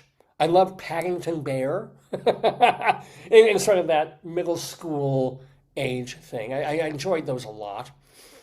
And I also used to read Encyclopedia Brown.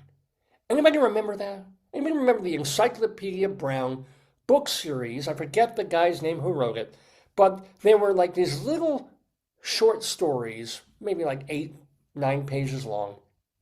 Encyclopedia was this typical 11-year-old, maybe 12-year-old kid living in suburban life and doing the typical kid, and he would figure out the stuff that the bad kid, I forget the guy's name, was doing, right? Or something that was missing. What was taken? Who took it? Where did they hide it? And somehow Encyclopedia Brown would figure out from the clues that he would put together 2 or 3 clues and say, oh, it couldn't have been so-and-so, had to have been so-and-so, and this is why. And I remember reading these and enjoying them and going through them, but realizing that I couldn't solve most of them. Understand, I was 9. I'm afraid to actually go back and read the old Encyclopedia Brown books because it troubles me that at 61, I will still read an Encyclopedia Brown story and go, all right, they did. I start, how? I can, right? So the eggs were, he said the eggs were here, but the eggs were actually not my, I'm not cut out to be a sleuth. And the weird part is I still enjoyed reading them. I wouldn't even take that much time after a while of between, let me suss this out and try and figure out who did it and why. At a certain point, it was, I'm not going to figure this out. Let me just read. Let me just, okay, he figured it out. Go Encyclopedia Brown. And his sister Sally sometimes helped, I think. I keep wanting to say Franklin W. Dixon, but that was a pseudonymous name of the guy who wrote the Hardy Boys, which I also did read at a slightly older age, which were also mysteries, but more involved. Who wrote Encyclopedia Brown? Those were by a book series, Boy Detective, featuring Boy Detective Leroy, I forget his name was Leroy Brown. 29 books were written, and they were all, that was the guy, Donald J. Sobule. Donald J. Sobule, he started publishing in 1963, and his last one was 2012. God bless him. He really kept it going. Self-contained, I'm not going to read the whole formula. First chapter involves Brown solving a case at the table. The police chief, man, it's been so long since I read these. I got to go back and look at some of these. There was even an Encyclopedia Brown Sunday comic, I don't remember. They did an HBO adaptation with Scott Bremner as Brown. Okay, I've been a little bit out of the loop. There was supposed to be a movie back in 2013, but it was in turnaround, never got made. But 29 books, all of them written by the same guy, Donald Sobule. He co-wrote one of the others. I guess when he was getting older, he worked on one with someone else. But as opposed to Encyclopedia Brown, which were written by all different people over the decades. Wow. So a shout out to the sleuthing, right, of Encyclopedia Brown, who could figure out what the police chief couldn't, figure out what his friends didn't. Probably, I'm sure there were a couple where he was the wrong man. Like, Encyclopedia Brown did it, says the bad kid. And Brown is like, no, you must have done it, and here's how and why. So yeah, there is something very, very appealing to the quick, simple sleuth series. Look, there's my alliteration of like, aha, something rough happened, they figured it out, and very quickly we can all get on with our lives. Sleuth, a cool word. Sloth would have been also pretty cool, but sleuth, our Dave's Big Dictionary word of the day. That was the end of the Dave's Big Dictionary music. It's 10 after 11 Eastern Time in the Daverhood. You're watching the 984th episode of the Dave's Gone By Show with me, Dave Lefkowitz. Remember that you can contact me just by sending me an email. davesgoneby@aol.com. Yes, I still have an AOL address. davesgoneby@aol.com. I'd love to hear from you. Your suggestions, if you have a complaint, go ahead. But mostly like, love the show, love this, love that. Please send them over. davesgoneby@aol.com. You can also post messages to me under the shows on our Facebook page, and feel free to direct message me on Facebook if you're a Facebook friend. Or I don't think you have to be on Facebook to message somebody. I don't think you have to be an actual friend. But please do. Would love to hear from you. And I do it for. I don't really do it for you. I do it for me. Always wanted to be a radio broadcaster. Have been for a bit. And now this is just my way of getting through a week, trying to be funny, trying to be amusing, trying to do fun and interesting, kooky, goofy segments with ya and for ya here in the neighborhood. And I hope you enjoy them too. Anyway, more stuff, a little bit more stuff to come on this episode of the show. Have I done what I needed to do? Let's see, we had that. So yeah, we'll play towards the end a bit of a Jill Sobule interview going back to 2005. And then, let's not forget our Colorado Limerick of the Dam. So before all that, let's talk about people who've been on this program months and years prior to now. These are the friends of the Daverhood.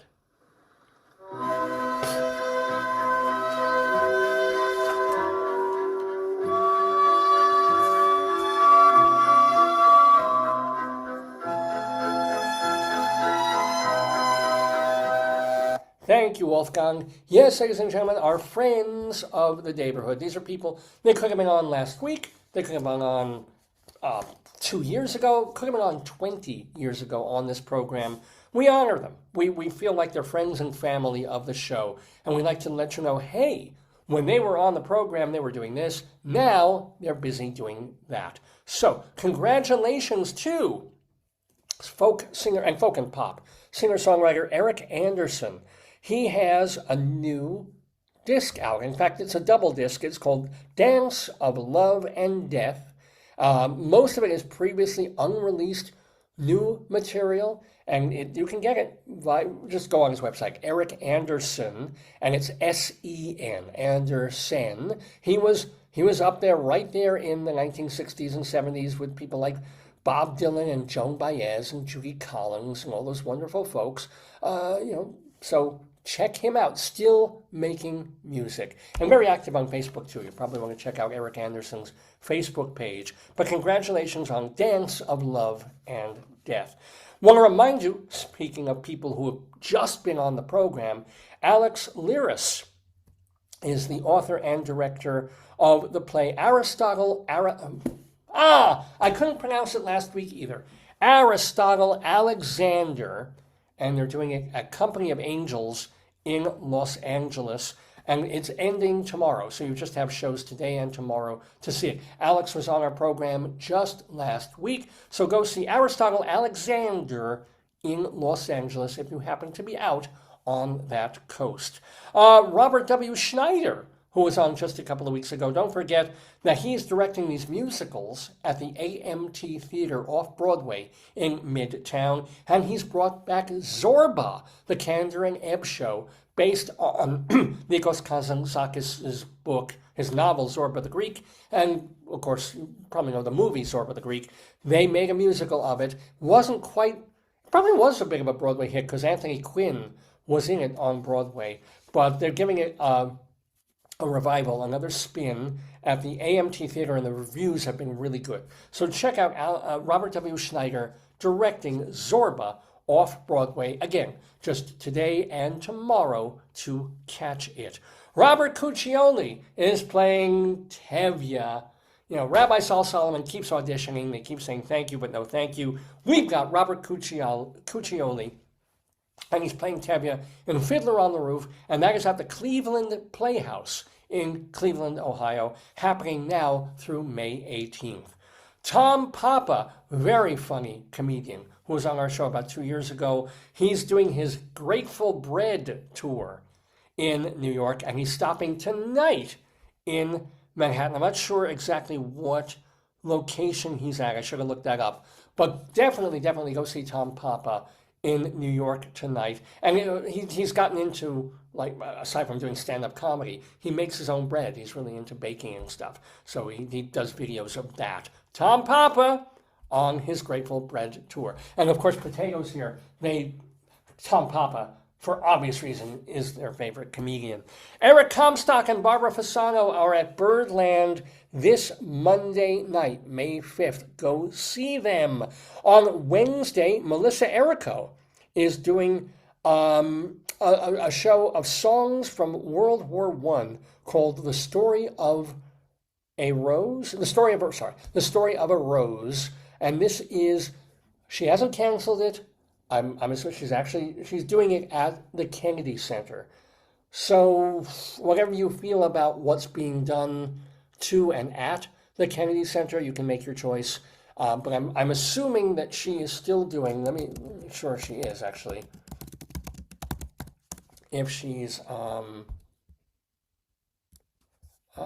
check the Kennedy Center.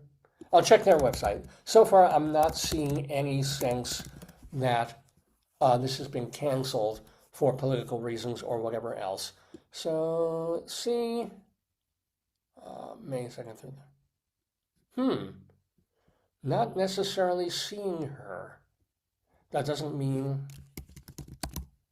it's supposed to be May 7th. I wonder. Maybe if I go on Facebook, I'll start feedbacking. But go check. If you want to see Melissa Errico, I'm sure she'll have other opportunities if she's canceled to play other places. Let's see. On Thursday, this Thursday, May 8th, bingo with Bob. Bob being Bob Spiato out there on Long Island. It's going to be at Press 195 Restaurant in Plainview, New York. So right in the middle of the island there, although I don't think that's Middle Island. But it's Press 195 Restaurant. Go to a cool restaurant, have some food, and play bingo with Bob Spiato as the host and MC. Robert W. Schneider. Now, here's the deal. We just mentioned him. We just mentioned that this is your last weekend to catch Zorba at the AMT. Well, we know he's doing these shows one after the other. Starting on Thursday, May 8th, he is directing a revival of the much lesser-known show, Drat the Cat, which is actually kind of a hit. Drat the Cat, and that is at the J2. His company is the J2 Spotlight Theater, and they're doing it at the AMT Theater in Midtown. On Friday, our friend of the Daverhood, the hermit himself, Peter Noon, is at the Suffolk Theater in Patchogue.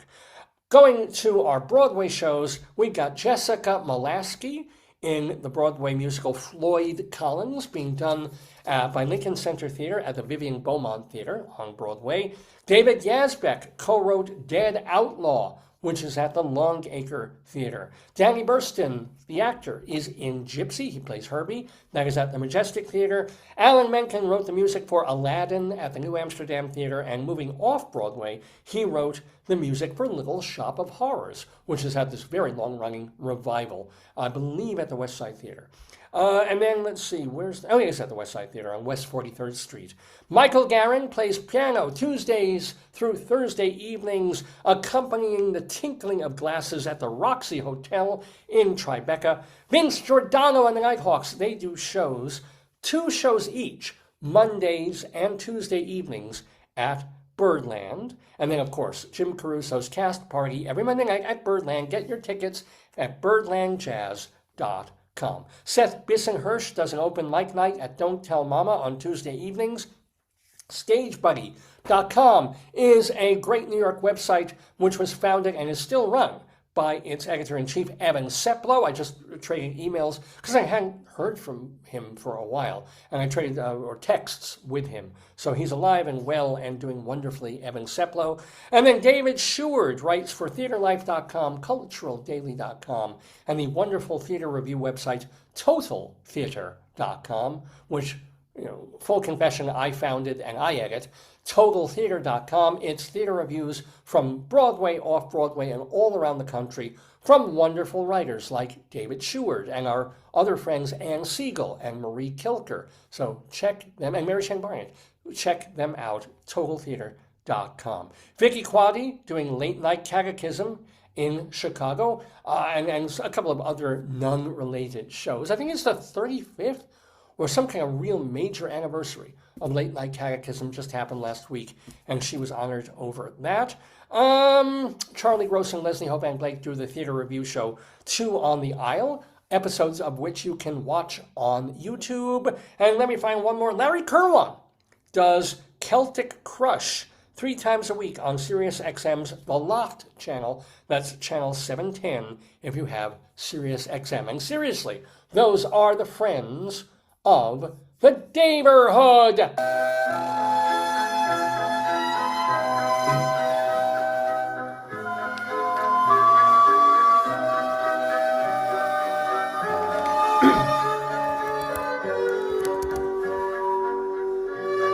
Yes, ladies and gentlemen, going to move from Mozart to something equally aesthetic, poetry.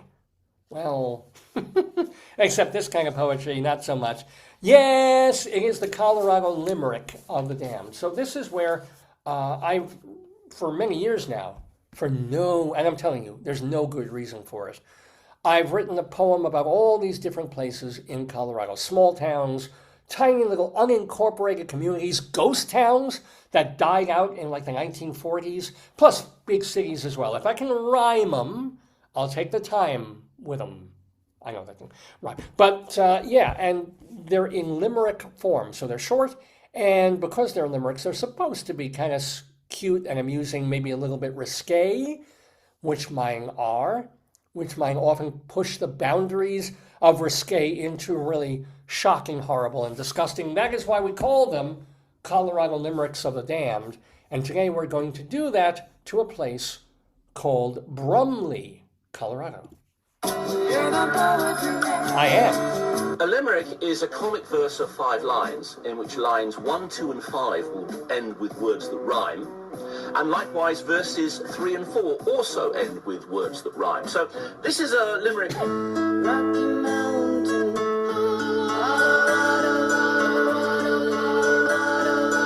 Yes, ladies and gentlemen, Colorado, we go, because my wife and I did live. I don't know why I'm stretching out my hand. She's not here today. But my wife and I did live in northern Colorado for about 13 years. And so that's where I got it into my mind. I can rhyme veil with a lot of different words. I can certainly come up with 3 words for veil, and I can make them dirty and awful. So I'm going to do that today to Brumley, Colorado. Let me tell you a little bit about this place. It's an unincorporated community in Lake County, and it's a snowy sort of area. It's 1.5 miles high as opposed to like Denver, which is only, as we know, 1 mile high. And there is what they even call a snowtel there. I will just give you some idea of the weather in Brumley, Colorado. There's also Brumley Aspen Waters Ranch, which is technically in apparently Dunton, Colorado. Sometimes they give these things, they list them on Wikipedia, say this is a community in Colorado. You can't find anything else about it. And when you look for something there or has kind of its name, it's actually part of something bigger, but I guess you can have a community with its internal name in like a bigger place, in a bigger county in the state. I don't know. All I know is if you have a problem, don't come to me, come to Wikipedia.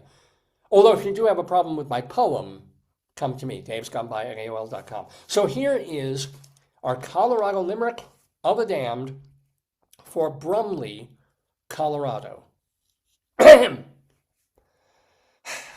I'll do it right. I'll look towards the camera, like Edward R. Murrow here.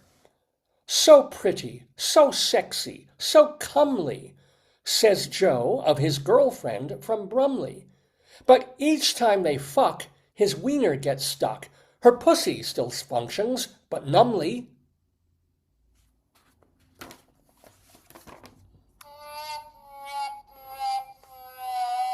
I told you can send your complaints to davesgoneby@aol.com or post them right here on the Facebook page. The views expressed in this podcast do necessarily represent the views of the host. And this is Rabbi Sol Solomon, who has his own way of doing things. We thank Rabbi Sol also for being on this episode of the show. Rabbi Sol has his website, shalomdammit.com, which is a wonderful place to kind of see all things Solomonic, whether it's 10 episodes of his hilarious TV program that he did on Long Island Cable TV many years ago, the stage show that he did, Shalom Dammit, An Evening with Rabbi Sol. We have not just, shaky footage, but a pretty professionally produced video of the show, the one-man show with accompaniment by Richard Shore, that he did at the Richmond Shepherd Theater back in 2011 or 12. So yeah,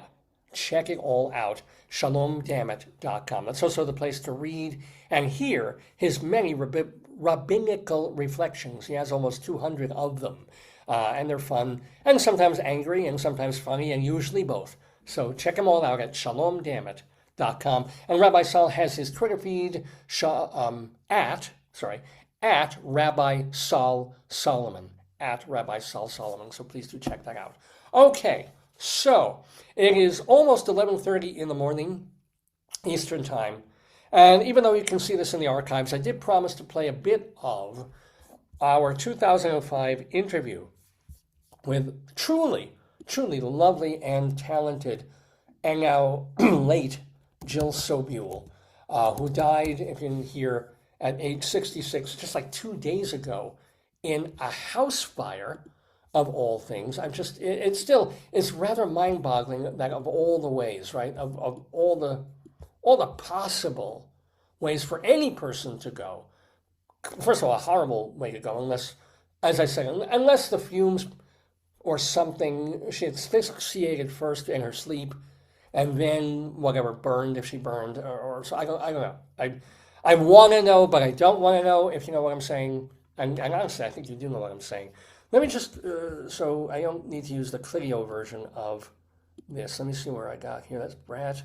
How about this one? No. Let me see. Just give me one more second, folks. Yeah, I'll do this. So again, it's a video file, but it's an audio-only conversation. This was back still when we were on terrestrial radio. I was still at WGBB, I think, as a matter of fact. Because, yeah, this was the first interview by Jill Sobule on the program. And she came back 2 more times over the years. You can see those on davesgoneby.com and archive.org. But this was her first appearance in the Daverhood, and talk about a good sport. And, we didn't establish a reporter or anything, didn't know her, we were going through her manager, and she talks not to me, but to Rabbi Sol Solomon, who, and again, this is 2005, right? So we'd only been on the air for like 3 years, hadn't per se established ourselves, or Rabbi Sol, as a formidable force in the entertainment industry. All right, let's get that up. I've got to share my screen. In order to do that, again, gotta pull this out to share. Hold on. Thank you. Share this. Here's my desktop. Yes, I am screen sharing. Here's the lovely, lovely Jill Sobule. Can I make it full screen? I can. Here she is with Rabbi Sol Solomon 20 years ago. Shalom, damn it. Oh, you are now listening to me, Rabbi Sol Solomon, on the Dave's Gone By radio program, and I'm so happy, I'm very excited to be doing this special interview with a singer-songwriter that I like so much. She's had a couple of albums that are really good, and probably you know her, if you don't know her very well, from one song that she did about 10 years ago about kissing girls, which we'll talk about because I like talking about that. But she's done so much other stuff, and she has a new album with a dog on the back cover. We'll talk about that. Her name is Jill Sobule, and she's a nice Jewish girl, and she's on the phone with me now. Hello, Jill. Hello, Rabbi. How you doing? Damn it. I'm very good, thank you. Good. You're in Los Angeles. What the heck are you doing on the coast? I don't know. I'm kind of on my year abroad program. I came here to do some work on a television show, but I'm ready to come home. You miss New York, eh? I miss New York. Well, what show are you on? What television thing are you doing there? I do music for a kids show on Nickelodeon called Unfabulous. Oh, I did not realize it's called I'm Fabulous. What station? Fabulous? It's on Nickelodeon on Sunday nights. Sunday nights. I don't get the channel because it's forbidden. It has nothing to do with Jewishness. It's just my cable company stinks, so it's forbidden. But tell us, well, let's start with the most important thing, your Jewishness, okay? Now, you were born to Jewish parents, although apparently they broke up and they married Goyim, but, nobody's perfect. But... How did you know that? You've done it. I'm a rabbi. I use Jewish Google. It's very helpful. So... Yeah, we're Jews in Denver, Colorado. We're kind of as Protestant as you can get, kind of. You weren't raised very Jewish at all. Do you have any Jewish experiences early on that you remember? I played Queen Esther. Where? Twice. You're in like a Purim spiel thing? Exactly. I went to temple, but I dropped out in 6th grade, so I never got bar mitzvah. Oh. I totally regret because I didn't get all the fine gifts or so. Did you get circumcised at least? I'm thinking I either want to get married or get bar mitzvah for gifts and outfits. Well, so you haven't done really either at this point, as far as I know. No, I haven't. Well, we'll get to that too, actually. But let's stick with the Jewishness. Stop diverting me with all that stuff. I want to talk Jew here. You first of all have this obsession, apparently, according to Google, with World War II and Holocaust and dead Jews in ovens and things like that. Is this true? Yeah, and I don't know if it has to do with my Jewishness or that I watched a lot of Hogan's Heroes, or I don't know. But I used to have these dreams, and that's where the Hogan's Heroes comes in, where I was a resistance fighter all the time, fighting Nazis, and my mom swears it was that she breastfed me while she was watching either Hogan's Heroes or Exodus. I'm not sure, but. That's a theme. I don't know why, but it's a thing. It probably has to do with the Jew thing. I'm sure that you, even on your album, I'm a little upset about this. You have a song on your new album called Underdog Victorious, not the Underdog Victorious song, the album title, Underdog Victorious, has a song called Tel Aviv. And I was, oh my God, she has a song about Tel Aviv, I'm thrilled. And then I hear it, it's about a hooker, for God's sakes, right? She's going up the stairs to with these men in Tel Aviv. It's like, oh, you can't write good things about Israel, about nice things about Jews. You're writing about the hookers there? Well, it's. I promise you that the next album will have Jerusalem, a song called. Steve Earle already wrote that song. The album was a little dark at times, I have to admit. Well, you were pulling, what led to that, the darkness? Were you going through a difficult period? And I don't mean the monthly one, I mean more in general. No, you know what it is? I think when I sit down to write songs, or when I'm in good spirits, which I am pretty much most of the time, the last thing I want to do is sit down and write a song. I want to go do something. So it's always when I'm kind of feeling either down or some sort of existential crisis. That's when I like to write. So Well, even that's what comes out. Every time I have a record, I get someone calling me up, "Are you okay?" Well, you open the album with a song about the fact that you're still living like a college undergraduate. You're using the subway, you have a roommate, you got a thing. So does that bother you now and then? Well, yeah. I mean, on paper, sometimes I think I'm middle-aged and still living like this kind of, it's cool to be a bohemian artist when you're in your 20s. But when you start getting in your, mid-30s and older, it starts getting suspect, so. But, but if I really think about it, it's a good life, I'm doing what I want to be doing. That is the most important thing. But back to the Jewishness, all right? Back to the Jewishness. Tell us the story about Jesus being a dreidel spinner. What the hell is that? Well, you know what? They asked me, check it out, they asked me to do, when I was on Atlantic Records, to do a Christmas song. So I thought, well, there's all these Christmas songs, and I'm Jewish, and most of the executives are Jewish, so I'm going to write a Jewish song. And it was Jesus was a dreidel spinner, and it was like, Jesus was a dreidel spinner, and if you can't forget, Paul was Saul before who was Paul. And the Last Supper was a Seder. You're getting the idea. So all you Christians remember, your Lord was a Jew, right?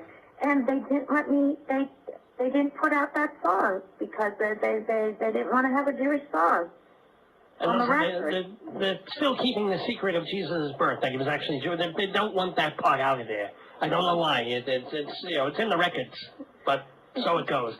So instead, they made you write, or you volunteered to write an actual Christmas song. Except it was not so nice either.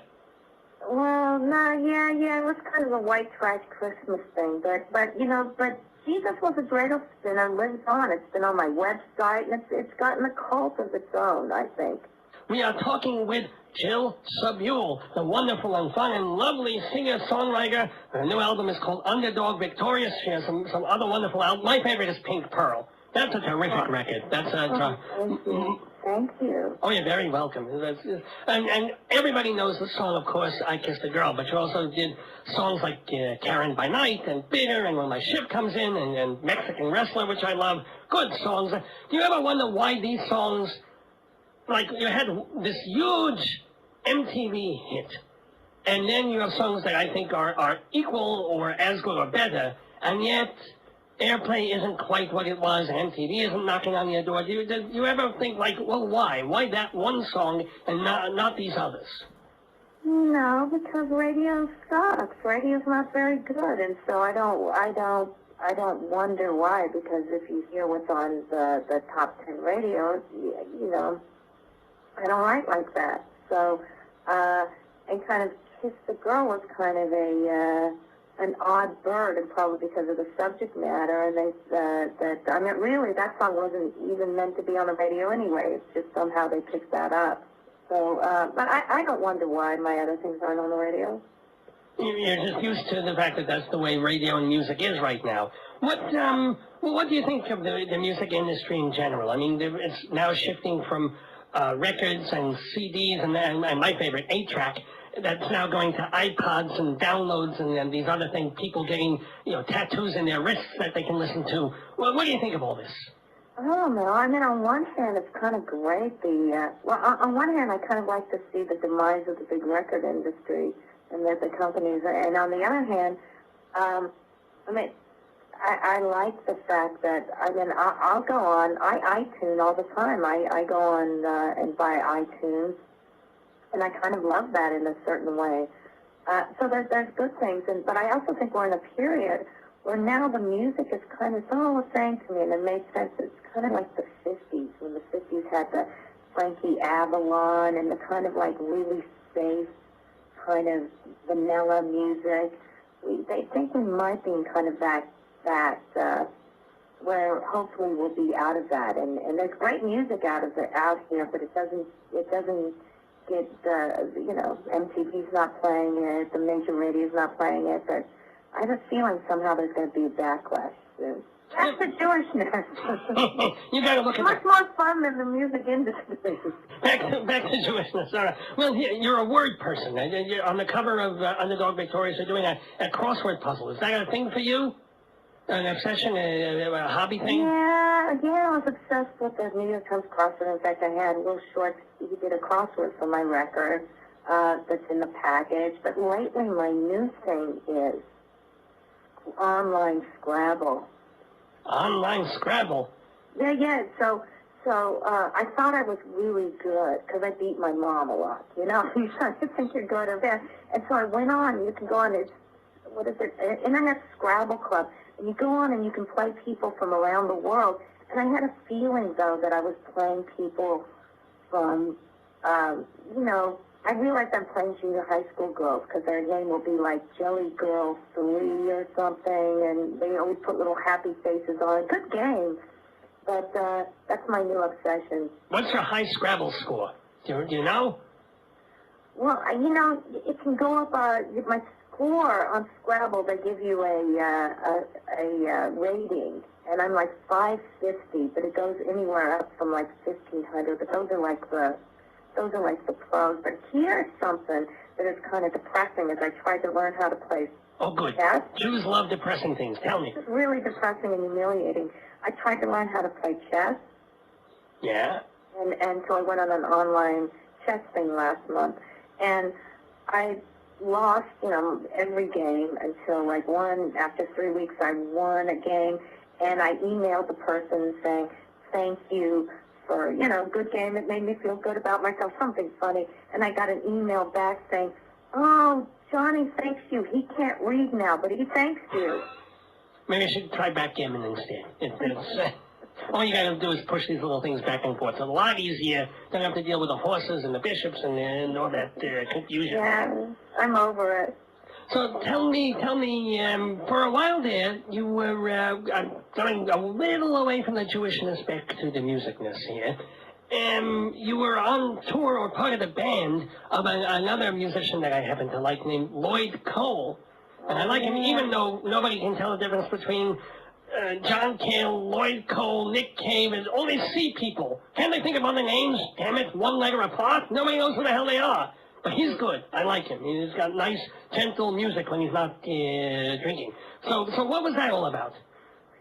Well, he had heard me as a guitar player and asked if I wanted to be in his band as a guitar player, and I hadn't been in anyone's band since high school, and so it was a great experience for me because, you know, I had to practice, I had to learn someone else's music, and I got to be a rock goddess on guitar, and it was really, it was great, and I opened up for him, and then I strapped on the electric and played, and I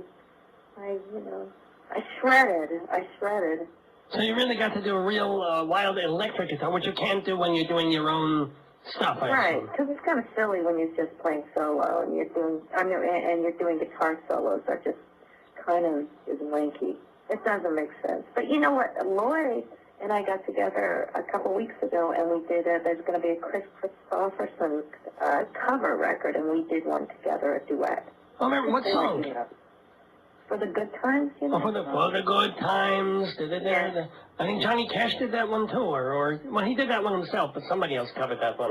Willie did, I think. No, all right. I've got to get to some of the personal stuff because that's what people really want to hear there. Okay. So you and Lloyd Cole just friends, right?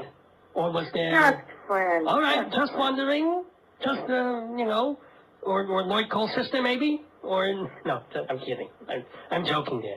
But so what is your personal situation at the moment there, as far vis-a-vis sex and people? Sex and people right now, I'm kind of on the single mode, you know. Well, that's why you're playing Scrabble. I'm playing Scrabble. That's junior high school. Well, that's going to get me somewhere. the good thing that's all you're doing with junior high school girls on the internet. Let me tell you. But so how come? I mean, you're a very cute and you're Jewish, a nice Jewish girl, smart, you're talented. So how come you're not out there mingling with 20-year-old musicians, male and female? Well, because I kind of had a breakup not too long ago. And right now I'm in that kind of, I feel like an old Jewish woman. It's like, I can't be bothered right now. And it'll pass, you know. But right now I don't mind being in that place right now. But just wait, tomorrow something could change. But Do you have shall we say, a biological clock? Or is that beyond, is that gone? They're not going to make little Jews and Jewesses. Well, I don't know. No, it still could be a possibility. You never, But it's not. I don't know. And now we really have to get to the good stuff. When did you realize that you liked not only the men of the persuasion, but the females of the persuasion? I think I knew something was up when, let me think about it. Oh, because I was obsessed with Emma Peel. Oh, she was hot. Oh, and then Diana Rigg she was! My uncle used to watch the the Avengers. The Avengers. All the time, and you said, that Emma Peel. The first one, not the later ones that they got with Steve. She was something, you're right. So she made the pink pearl tingle, as it were. That was the thing for you. I'll cut that. Maybe it was either Emma Peel, and I have to admit, Elizabeth Montgomery. Oh, and Bewitched? But then I also liked Elia Kuryakin. It was a spy thing for me, I think. Spy or witch thing.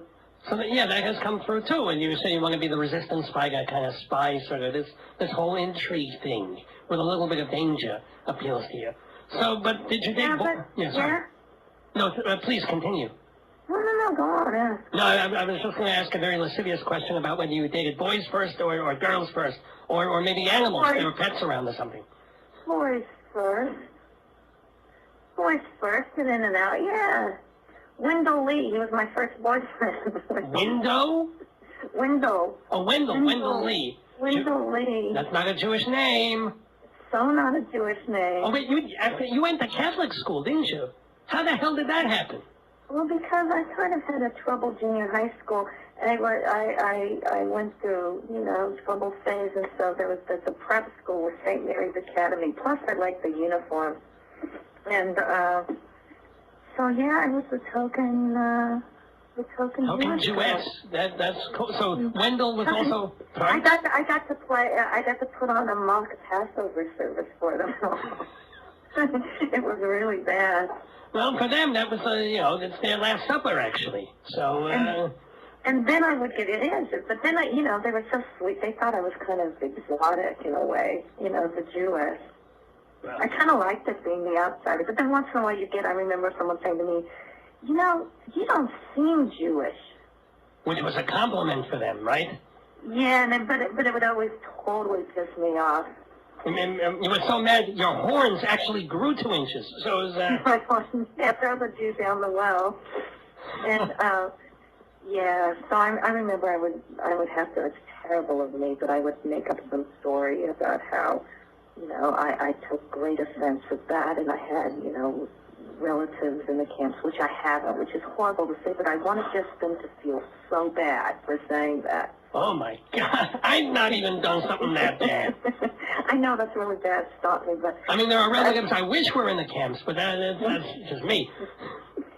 So and they never, but then again it worked because they were always very careful. And they never said the Jew down thing in front of me again and any of that stuff. What is Jew down? I guess that's the feather you get off I don't know. Not even funny. Okay. We are talking with Jill Sobule, singer-songwriter, on the Dave's Gone By show. I am Rabbi Sol Solomon, the head of Temple Sons of Bitches in Great Neck, New York. And we're asking her about her wonderful music and also getting back to her sex life, which is the most interesting thing, of course. I wish it was the most interesting thing. And here's the deal, okay? Because when I play, and I'll be interested. Like, I won't be in my old Jewish grandmother's days, like, and then my dad, who cares? But for boys, a lot of boys think, like, yeah, maybe I'm interested, but she only likes girls. And then so they don't do anything, and then the girls think, oh, she just likes guys. So you can't win. Well, what if you were a little more forward? What if there was a boy or a girl that you liked and you said, hey, maybe after the show, you and me, we could go to shul together. We could study Talmud. Go to shul together. You can unroll my scroll, if you know what I'm saying. Oh, that is such a good pickup line. Yeah. Think about it. So I don't want to open any wounds or anything, but why the last serious relationship, why did that not happen? Or why did that stop happening?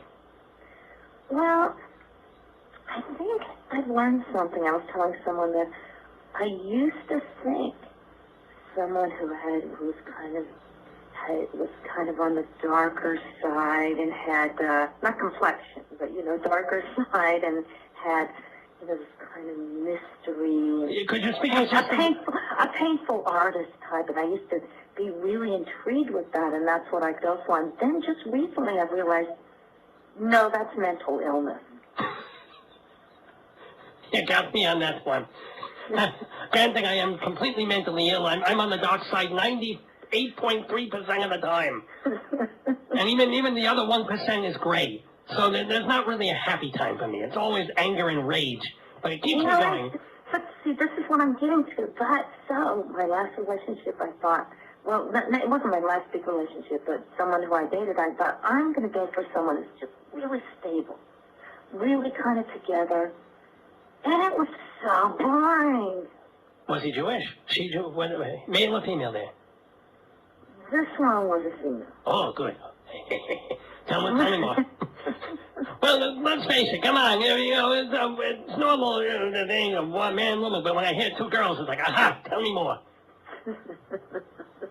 How come you don't hear the two women going, the two guys? Yeah. Uh-huh. Well, I don't go to those bars, but seriously. So she was stable, but she was like, It just was like too stable. It was like vanilla, right?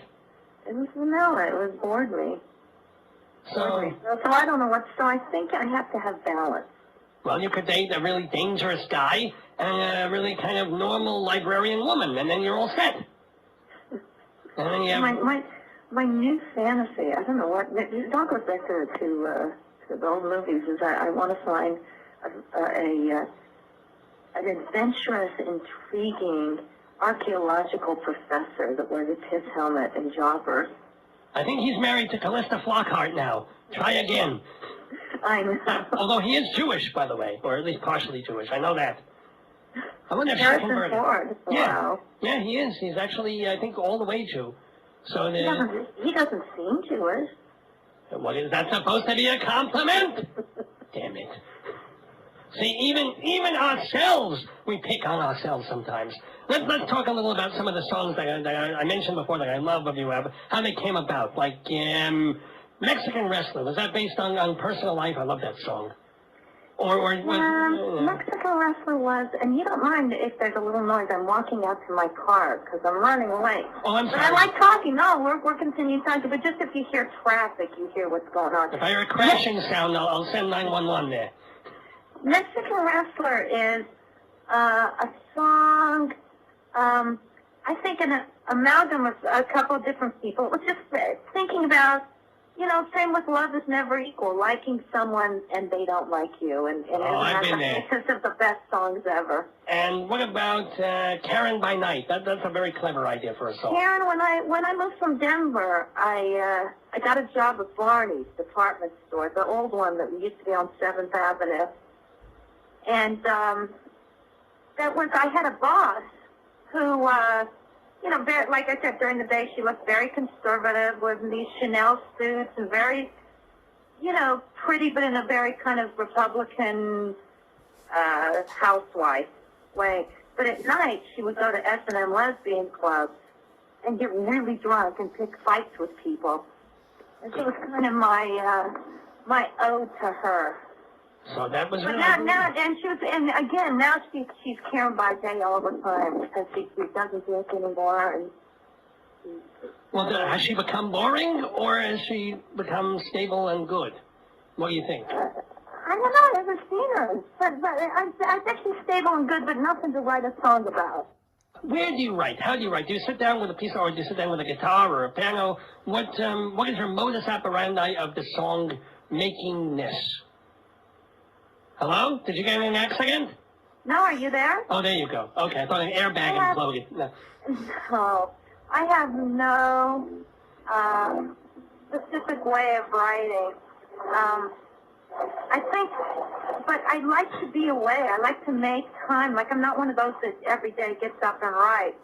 I like to make a time where, like, I go away to the country for 4 or 5 days and sometimes it'll be just paper and pen, sometimes on my computer, sometimes just on my guitar. Really, that's what I think keeps me alive, is I don't have one, I'm not stuck in one mode of writing. Now, I'm a big fan of show tunes and Broadway theater and things like that. Have you ever thought about, since you do a lot of songs about characters and people, have you ever been approached to or wanted to write a musical type thing? Well, as we're speaking, I did one last summer called Prozac and Platypus. And we're played at the Summer Play Festival in New York, and we're retooling it. And there's a couple other things down the line that people are, it almost seems like a next step. And in a way, I'm not a big fan. Like, I really don't like musicals. And because I don't like the kind of, You? Chas v'chalil, you don't like musicals? Not even Fiddler? You have to like Fiddler. Okay, I do a bitch in Sunrise Sunset, okay? All right, fair enough. But because I didn't grow up on musical theater, and so I think now that people who are involved in musical theater who are kind of younger, who are like saying, no, we don't want Andrew Lloyd Webber sounding things that, let's get, like the old days, it was the popular artists who would do the Cole Porters and the Harold Garlands, and yes, of course, yes. Yeah, Harold Garland who would write the show tunes, and so I think they're trying to find people who aren't in musical theater and try to find something different. All right, well, let me just stop sharing there for a bit.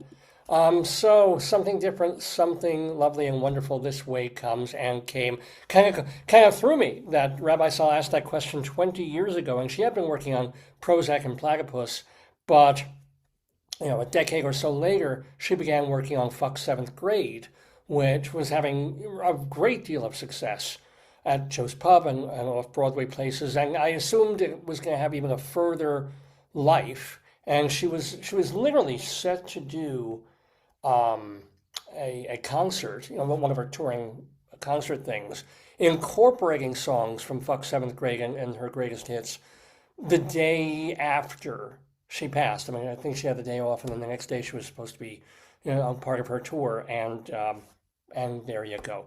But so glad. And again, that was the very first episode, first Jill Sobule episode of Dave's Gone By that we did. She returned 2 more times. I think the rabbis mellowed with age. This was back on terrestrial radio. We had very limited time for him, so it was just like, I couldn't help himself. But I think he asked some pretty good questions, too. You can hear the rest of that interview and the other interviews she did later on. I think her most recent, I can literally go to davesgoneby.com and tell you when the most recent, or her last, appearance was on the show. Well, that makes no sense. Oh, I spelled it wrong. That's why. Let's try this. So she appeared in 2018.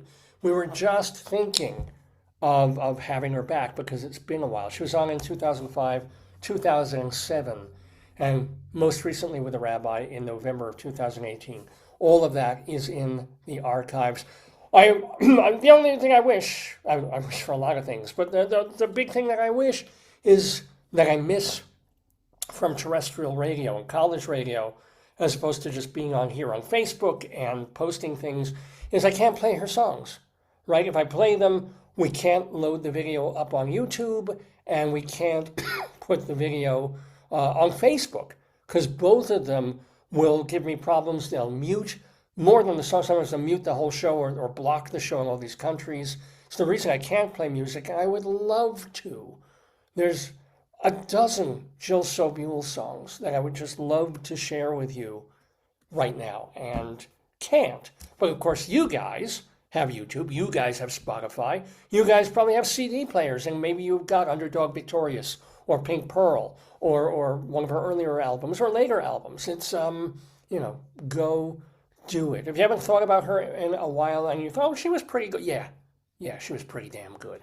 And we miss her. So, yeah, that was Jill Sobule on Dave's Gone By. Earlier on in the program, we had the alive and well and very funny Brett Singer. Remember, you can see him in New York performing on May 13th and May 20th. Again, I'm sorry I forgot to take down what the club is, but he'll be there as part of the show. And check BrettSinger.com for his other activities and to see where he's at with the other things he's doing. Really cool guy. So we thank him for being in the Daverhood. I thank you so much for watching Dave's Gone By today. I thank you for your emails, davesgoneby@aol.com. I thank you for checking our Twitter feed at, what are we? Is it at, wow, what is my Twitter? Hold on. I've got to look that up because I was about to say at Rabbi Sol Solomon, and that's Rabbi Sol's. But our Twitter is, I have our Blue Sky page, it's Dave's Gone By, and I have our Instagram page, which is david.lefkowitz. So do check all of those. But what is my, and it's not even Twitter anymore, I know that. It's the X handle, and my X is called Dave Lefkowitz. There you go. Dave Lefkowitz. Oh, and the handle, there we go. How did I forget this? Radio Dave 2 is the name. So it's at Radio Dave 2. So you're going to want to see our postings and all of that up on Twitter. Well, it's 12:01 in the afternoon, Eastern Time, here in the Daverhood. Thank you all so much for tuning in. Be with us next time. It might be next Saturday. As we have been doing, have to skip a Saturday because of running around and doing things. Hope not, but that's just how it shakes out. Check davesgoneby.com for our schedule to make sure that we will be on. If we can't, remember to go to the archives at davesgoneby.com and archive.org. So there it is for episode 984. I didn't even get to show this, so I'm saving this to the very, very end. This is a thing I found, and my wife was so happy about this. I found it in a dumpster outside a Walgreens, so it may become a new home for some of our beautiful potatoes here. And we have Froggy in it, and some of our beloved potatoes that have been in the Daverhood, kind of almost from the beginning, I guess. But here's the deal about this. This is, I saw this, I'm like, because I'm going to turn it around so you can really see the inside of it. These are something called glow-ups. Sour Patch Kids. And I can even bring this a little closer to you. It's not heavy. Look at this. Look at this thing. This is supposed to be like cute and edible and perhaps delicious for children to eat. And look what it says here. Check this out. Our edible confetti contains turmeric extract, which gives it its fun glow. It's basically like Swedish fish that glow in the dark, and the actual thing has edible confetti on it. You know, look what happened to the old days when children would go into like a true candy store. They have, and this was before my time, but glass jars, and like the old guy would take his big mitt and pull the thing off, and for a penny or 2 cents, it was basically a clump of sugar with maple syrup in it, right? Or a chocolate drop with actual bit of cocoa and chocolate. Now it's like, hey, glow-in-the-dark gummy worms that are edible. And you know what makes it edible? Delicious turmeric. Because what kid doesn't love eating turmeric? It is beyond me. What candy? Keep it simple. Little sugary bit of yummy and versus whatever this is.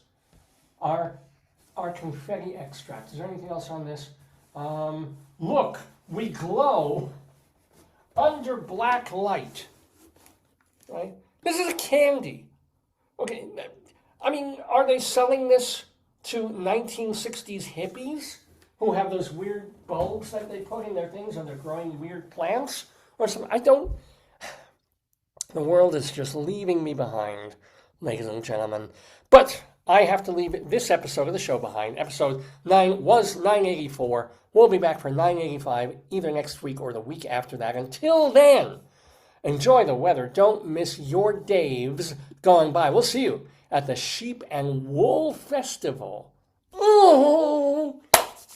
It's less than 24 hours. I will physically be walking around among 500, 600 sheep, goats, and lambs. So if the next time you see my face, it's on a post office wall or the wall of a police station, wanted for sexual assault of adorable animals, I'm just saying, probably not going to happen.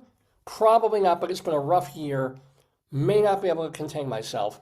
Keep checking the papers. And gone by. Days gone by, they're gone. Days gone by, they're gone. Days gone by, they're gone.